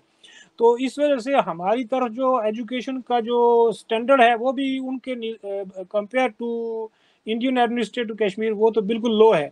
यहाँ डेवलपमेंट का इंडेक्स जो है वो तो बिल्कुल ही लो है। हम बहुत पसमानदा तरीन एरिया कंसिडर होते हैं। अब कुछ थोड़ी बहुत ही जो तरक्की हुई थी, लेकिन वो زلزلے میں وہ بھی ساری ختم ہو گئی تھی. ہمارے لوگوں کو روزگار جو ہے وہ آزاد کشمیر میں 5-10% بھی روزگار نہیں ملتا ہے، کیونکہ وہاں پرائیویٹ سیکٹر بالکل سرے سے ہے ہی نہیں. چھوٹی موٹی دکانداری کے علاوہ وہاں کچھ بھی نہیں ہے. گورنمنٹ کے سیکٹر میں زیادہ سے 1.5 لاکھ یا 1 لاکھ بندہ جو ہے وہ ملازمت کر سکتا ہے. تو پھر 90% ہمارے لوگ یا تو مڈل ایسٹ کی طرف نکل جاتے ہیں یا وہ باہر چلے جاتے ہیں. تو روزگار بالکل نہیں ہے. اس کے بدلے میں اگر آپ اس کے مقابلے میں اگر آپ بھارت کی طرف دیکھیں گے تو وہاں 99% لوگوں کو جابیں لوکل سطح پر ملی ہوئی تھی. یہ جو ری آرگنائزیشن ایکٹ سے پہلے وہاں تعلیم کا جو نظام تھا وہ بہت اچھا تھا. وہاں کے بچے ہندوستان کی کسی بھی بیسٹ یونیورسٹی اگر فری تعلیم حاصل کر سکتے تھے اسکالرشپ سے. ہمیں پاکستان میں 2% کوٹا دیا گیا تھا، وہ بھی بے نظیر کے زمانے میں ختم کر دیا گیا تھا. تو اب ہمارا پہاڑی علاقے کا بندہ جو 10 میل یا 5 میل یا 2 میل واک کر کے اسکول جاتا ہے بچہ، وہ اسلام آباد کے یا لاہور شہر کے بچے کے ساتھ تو کبھی کمپیٹ نہیں کر سکتا ہے. تو الٹیمیٹلی ہم تو پیچھے ہی رہ گئے پنجاب کے لوگوں کی نسبت ہے. گو کہ یہ بات بھی میں آپ کو بتا دوں کہ پنجاب کے لوگوں کی نسلاً جو ہے ہمارے اور پنجابیوں میں کوئی فرق نہیں ہے. وہی برادریاں، وہی کاسٹ، سب یہی ہیں. یہ بھی 100% آپ کو وہ بندہ پنجاب میں بھی مل جائے گا، آزاد کشمیر بھی مل جائے گا، لیکن ہم ان کی نسبت پسماندہ ہیں. وہ اونچے جو ہے وہ عہدوں پر ہیں، ان کی ایجوکیشن بھی اچھی ہے چونکہ شہروں میں رہتے ہیں. تو ہم انہی کی برادری، انہی کی کاسٹ کے ہونے کے باوجود ہمارے پاس اس طرح کی اپارچونیٹیز نہیں ہے. تو ڈسکریمنیشن کوئی اس طرح کی نہیں ہے، سسٹمیٹک نہیں ہے کہ ہم پنجاب میں جاتے ہیں تو ظاہر ہے اگر ہمیں بھی سفارش ہو، رشوت ہو تو ہمیں بھی جاب مل جائے گی، لیکن وہ تو نہیں ہوتی ہمارے پاس. پنجاب کے بندے کے پاس زیادہ اپروچ ہوتی ہے. تو یہ نہیں ہے کہ ہمیں کوئی نوکری دیتا نہیں ہے، پنجاب میں دے دیتا ہے، لیکن وہ ساری چیزیں ہمارے پاس اویل نہیں ہوتی ہیں.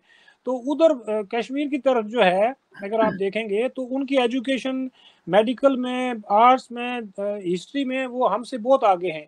اور ڈیولپمنٹ میں تو وہ گجرات، مدھیہ پردیش، یو پی سے بھی آگے ہیں.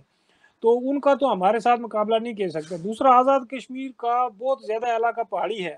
گو کہ پوری ریاست جموں کشمیر کا تقریباً آپ اگر جموں صوبہ دیکھیں گے یا لداخ یا یہ اوپر کے علاقے تو یہ تقریباً 85% علاقے پہاڑی ہی ہیں. لیکن یہاں ٹورسٹ نہیں ڈیولپ کی گئی انڈسٹری، وہاں ٹورسٹ انڈسٹری بہت زیادہ ڈیولپ کی گئی ہے. وہاں آزاد کشمیر میں پنجاب کے لوگوں کے لیے سیر و سیاحت کے اتنے بہترین واقع ہیں، خاص کر کے میدانی علاقے کے بندے کے لیے. تو یہ آزاد کشمیر تو جنت بن سکتی ہے، لیکن کوئی انویسٹمنٹ نہیں کرتا ہے، گورنمنٹ کیئر نہیں کرتی ہے. یہ چونکہ انہوں نے اس کو یہ بیس کیمپ کہتے ہیں کہ یہاں سے ہم ہندوستان کو تنگ کریں گے، ادھر ہم اپنے بندے بھیجیں گے اور ان سے لڑائی کرائیں گے. تو اس کا تو کوئی فائدہ نہیں ہوا ہے. دیکھیں لڑائی کرنے سے تو یہ مسئلہ کبھی حل نہیں ہوتا ہے. 75 سال لڑائی کرنے کے بعد اگر کوئی انسانی گروہ اب بھی یہ سمجھتا ہے کہ میں لڑائی کر کے ایک دوسرے سے چھینوں گا تو پھر ان کا تو دماغ کا علاج کرانے کے علاوہ اور تو کوئی ہمارے پاس آپشن نہیں ہے. اچھا جاوید صاحب، میرے ایک دوست ہیں کشمیری ہیں وہ، اور کشمیر ایشو پہ بڑے اسپیشلسٹ ہیں. تو وہ ایک دفعہ گئے تھے سری نگر، عبدالغنی لون صاحب نے ان کو بلایا تھا اپنے بیٹے کی شادی کے لیے. تو جب وہ واپس آئے تو میری ان سے بات ہوئی تو وہ یہ کہہ رہے تھے کہ ملیٹنسی نے کشمیری معاشرے کو بہت نقصان پہنچایا ہے. اور اب بھی آپ دیکھیے کہ کشمیریوں کی جو حالت ہے اس کے باوجود اتنی زیادہ ہڑتالیں ہوتی ہیں. تو اس سے کیا کشمیری سوسائٹی پہ، کشمیر کے بچوں کی تعلیم پہ کیا اثرات مرتب ہوئے ہیں؟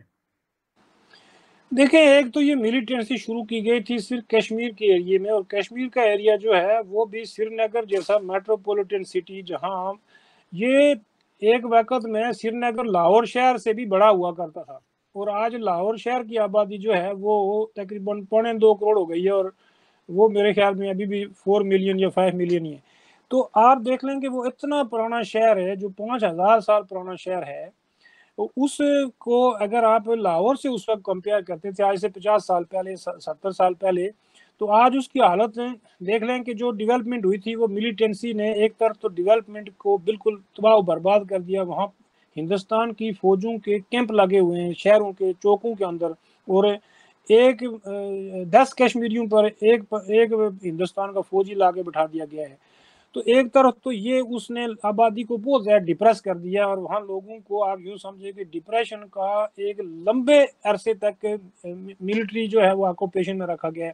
ملیٹنسی نے دوسرا کام یہ کیا ہے کہ وہاں جو ایک سوشل جو فریڈم تھی، کشمیر کا جو خطہ ہے یہ صوفی مذہب کا پیروکار ہے، جس طرح سندھ اور پنجاب تھے، تو یہاں مذہبی انتہا پسندی جو ہے وہ سرے سے موجود ہی نہیں تھی۔ ہندو مسلمان ایک دوسرے کو، ہمارے علاقے میں بھی یہی تھا کہ کوئی ہندو سکھ مر جاتا تھا تو مسلمان سارے اس کا وہ انتم سنسکار کرتے تھے، اور ہمارا کوئی مر جاتا مسلمان تو وہ قبر کاٹ کا سارا کام جو ہے وہ ہندو سکھ ہمارے لوگ کیا کرتے تھے۔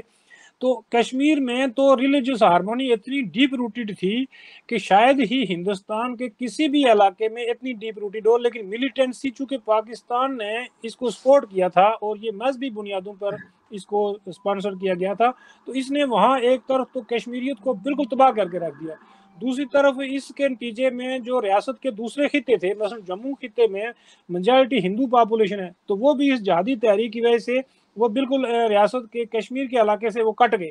بدھسٹ رہتے ہیں لیہ میں، وہ بھی ان سے کٹ گئے۔ تو اس طرح ایک طرف تو ریاست جموں کشمیر کے اندر جو یونٹی تھی، ملیٹنسی نے اس کو مکمل طور پر تباہ و برباد کر دیا، اور دوسری طرف جو ہے یہ ریاست جموں کشمیر کا خاص کر کے کشمیری بولنے والا خطہ جو کلچر کے لحاظ سے، تاریخی لحاظ سے، ہر لحاظ سے یہ ایڈوانس ترین خطہ تھا، اس کو بھی تباہ و برباد کر کے مذہبی تعصب کی آگ میں جھونک دیا اور وہ بھی برباد ہو گیا، اور اوپر سے جو ہے اس کے جو پولیٹیکل بینیفٹس تھے وہ سارے ہندوستان نے اٹھائے، چونکہ ہندوستان نے پوری دنیا کے سامنے اس کو ایک جہادی تحریک بنا کر، ایک دہشت گردی کی تحریک بنا کر پیش کیا، اور ساری دنیا نے اس کو دہشت گردی ہی کہا۔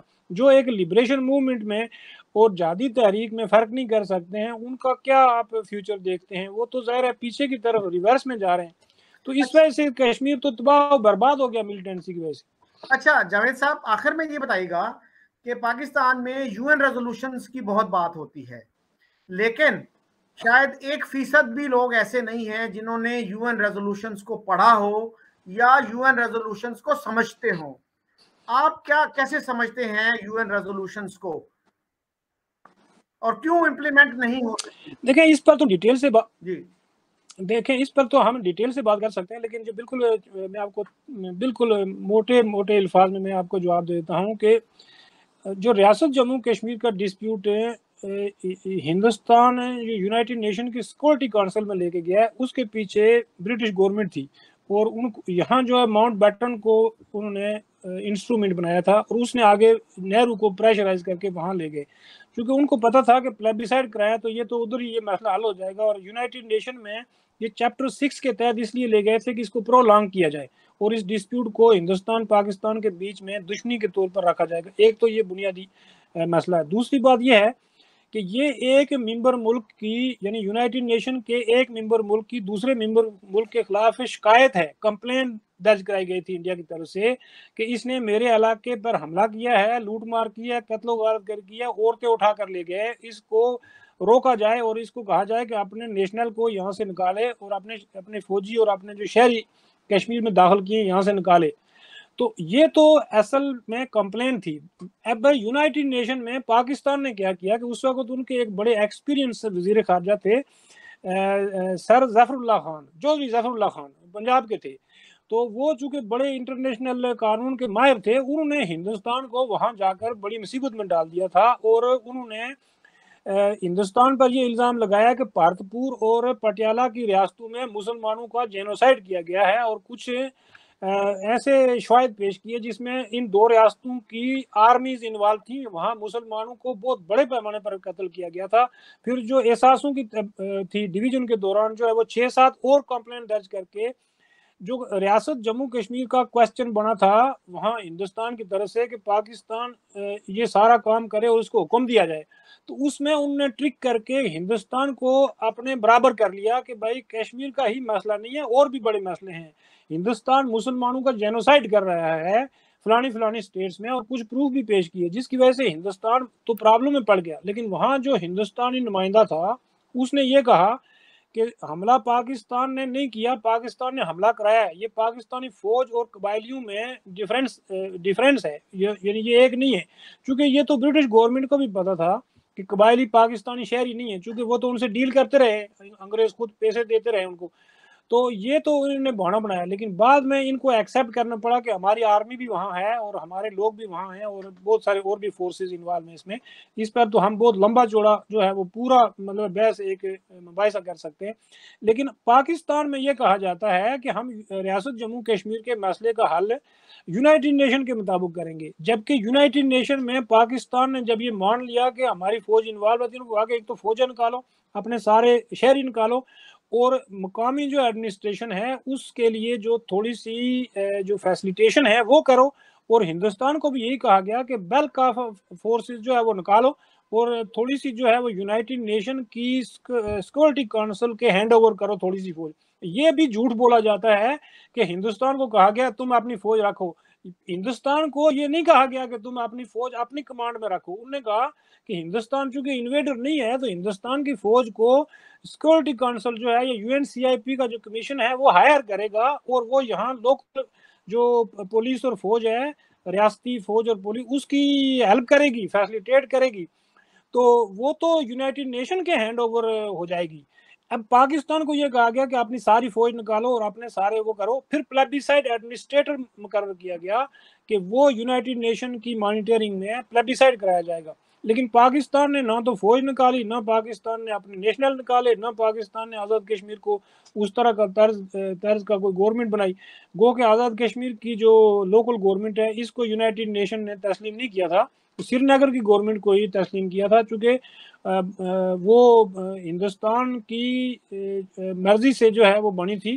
لیکن اس میں چونکہ اتھارٹی جو ہے وہ مہاراجہ تھا تو اس نے پاور ٹرانسفر شیخ عبداللہ کو مہاراجہ ہری سنگھ نے کی تھی، نازم اعلیٰ بنایا تھا.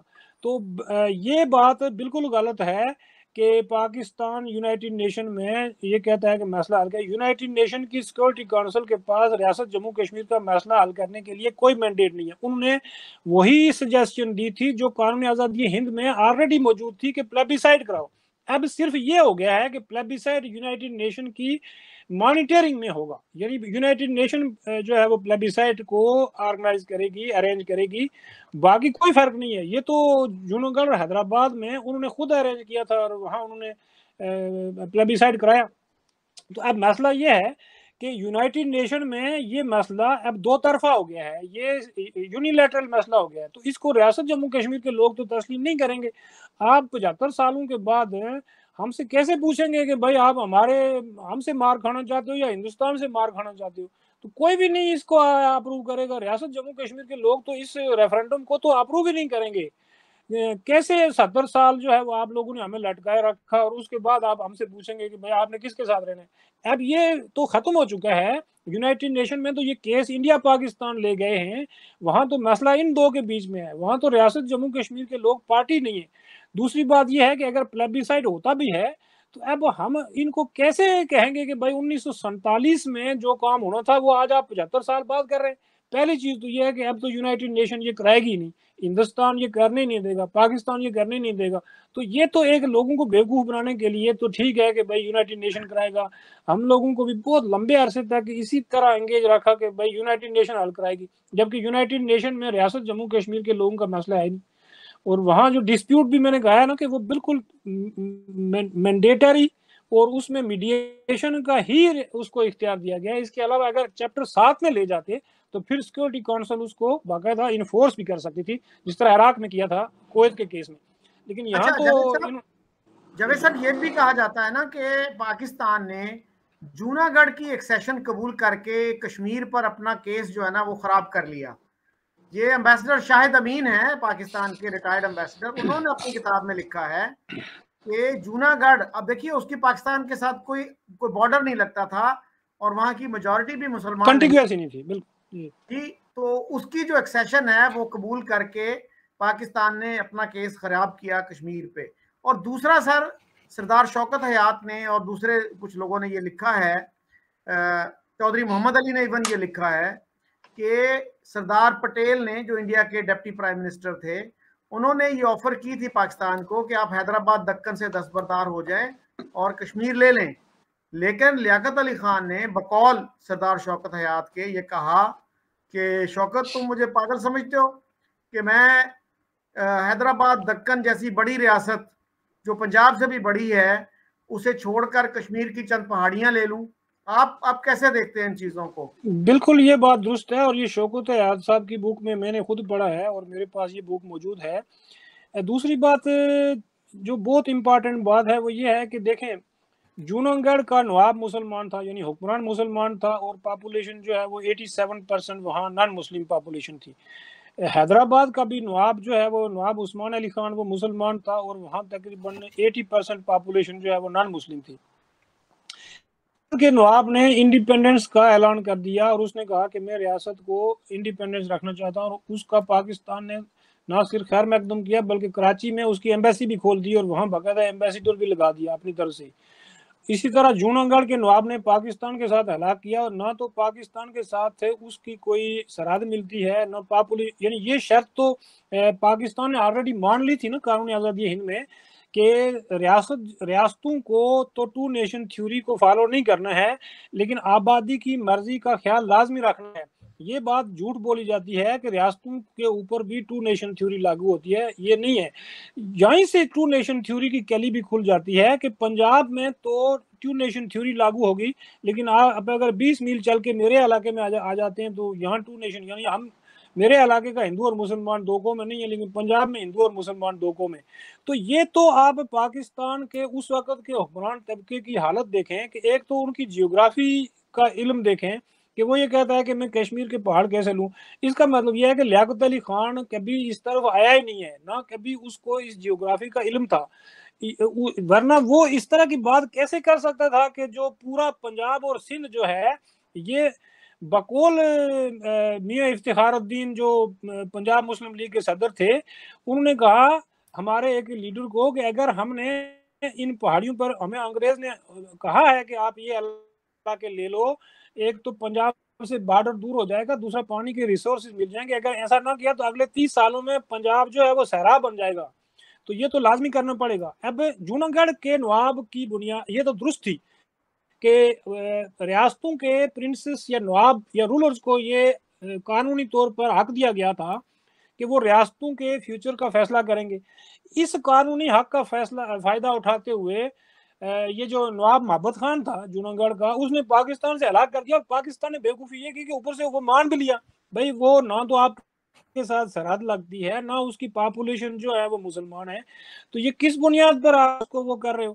اب جب کشمیر کا مسئلہ پیدا ہو گیا تو یہاں رولر تو ہندو تھا، پاپولیشن زیادہ مسلمان تھی، پھر پاکستان کے پاس تو کوئی مارل گراؤنڈ نہیں رہ جاتا ہے. جب آپ خود ٹو نیشن تھیوری کو یہ مان لیتے ہو کہ یہ صرف برٹش انڈیا پر لاگو ہوگی، جس کا بٹوارا کیا جا رہا ہے، پرنسلی اسٹیٹ جو ہے یہ اپنی مرضی سے یا اپنے رولرز کی مرضی سے دونوں میں سے کسی ایک ڈومینین کو جوائن کریں گے، لیکن جو لینڈ ہے وہ کہیں نہ کہیں سے اس کی سرحد ملتی ہونی چاہیے، اور اس کی آبادی جو ہے وہ کم سے کم زیادہ میجارٹی مسلمان ہو تاکہ لوگوں کو تحفظ کا احساس ہو، چونکہ اس وقت تو قتل و غارت گری ہو رہی تھی پورے ہندوستان میں.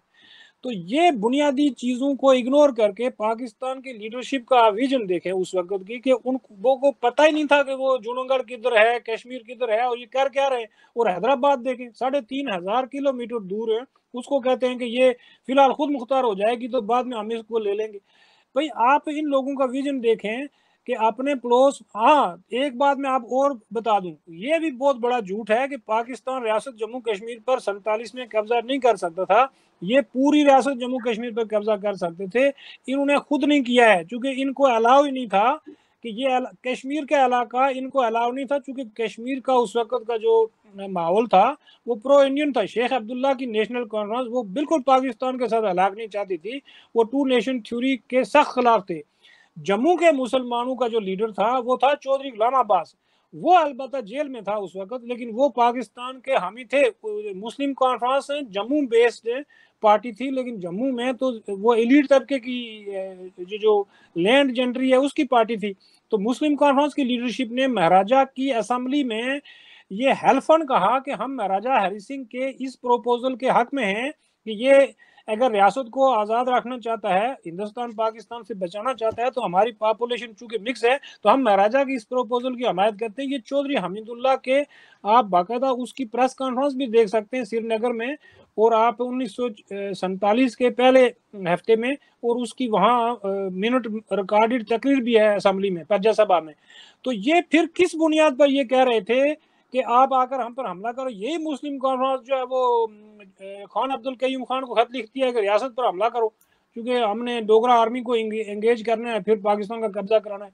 تو کتنی بیوقوفیاں کی ہیں کہ یہ چاہتے تو یہ جموں اور کشمیر دونوں پر حملہ کر سکتے تھے. جب میجر جنرل زمان کیانی کٹھوا اور سانبا کے علاقوں پر حملہ کرنے کے لیے گئے، جو آئی این اے کے اس وقت کے ایک آفیسر تھے انڈین نیشنل آرمی کے، جن کو نہرو نے منع کر دیا تھا کہ وہ انڈین آرمی میں نہیں آ سکتے ہیں، یہ انگریزوں کے خلاف بغاوت کر سکتے ہیں. تو نہرو کہا تھا کہ یہ میرے خلاف بھی بغاوت کر لیں گے. تو ان کو آئی این اے کے لوگوں کو انڈین آرمی نے واپس نہیں لیا تھا. تو پھر وہ پاکستان آ گئے تو بٹوارے میں، تو یہاں سے انہوں نے جب کٹھوا کی طرف حملہ کیا تو ان کو ناکارہ بندوقیں دی گئی. 1000 بندہ وہاں سے واپس آیا اور وہ ناراض ہو کر پھر اپنے گھروں کو چلے گئے. تو یہ سارا جو ہے وہ ایک منصوبے کے تحت کیا گیا تھا. ان کو کہا گیا تھا پونچھ کے علاقے اور رجوری کے علاقوں پر قبضہ کرنا ہے اور گلگت بلتستان کے علاقے جو اس ٹائم پاکستان میں. ان کے علاوہ ان کو جموں اور کشمیر صوبے پر قبضے کی اجازت نہیں تھی چونکہ کشمیری صوبہ تو ان کے خلاف تھا، جموں میں تو ہندو تھے. تو انہوں نے قتل و غارت گری بھی آزاد کشمیر میں اس لیے کرائی تھی تاکہ یہاں سے ہندوؤں اور سکھوں کو بھگایا جائے میرپور، کوٹلی اور پونچھ اور مظفر آباد سے، اور وہاں کٹھوا، سانبا، اودم پور، اخنور تک جموں صوبے میں ہندو میجارٹی علاقوں سے مسلمانوں کو نکال دیا. وہی ہوا. جاوید عنایت صاحب، آپ نے بہت شارٹ نوٹس پہ مجھے جوائن کیا اور بہت فکر انگیز باتیں کی، اس کے لیے میں آپ کا شکر گزار ہوں. ضروری نہیں کہ ہمارے تمام ویورز جو ہیں وہ آپ سے اتفاق کریں، کچھ آپ سے اتفاق کریں گے، کچھ اختلاف کریں گے، لیکن اہم چیز یہ ہے کہ گفتگو کا، ڈبیٹ کا سلسلہ جاری رہنا چاہیے. اسی سے مسائل کا حل نکلتا ہے. اسی کے ساتھ میں آپ سے اور اپنے ویورز سے اجازت چاہتا ہوں. خدا حافظ.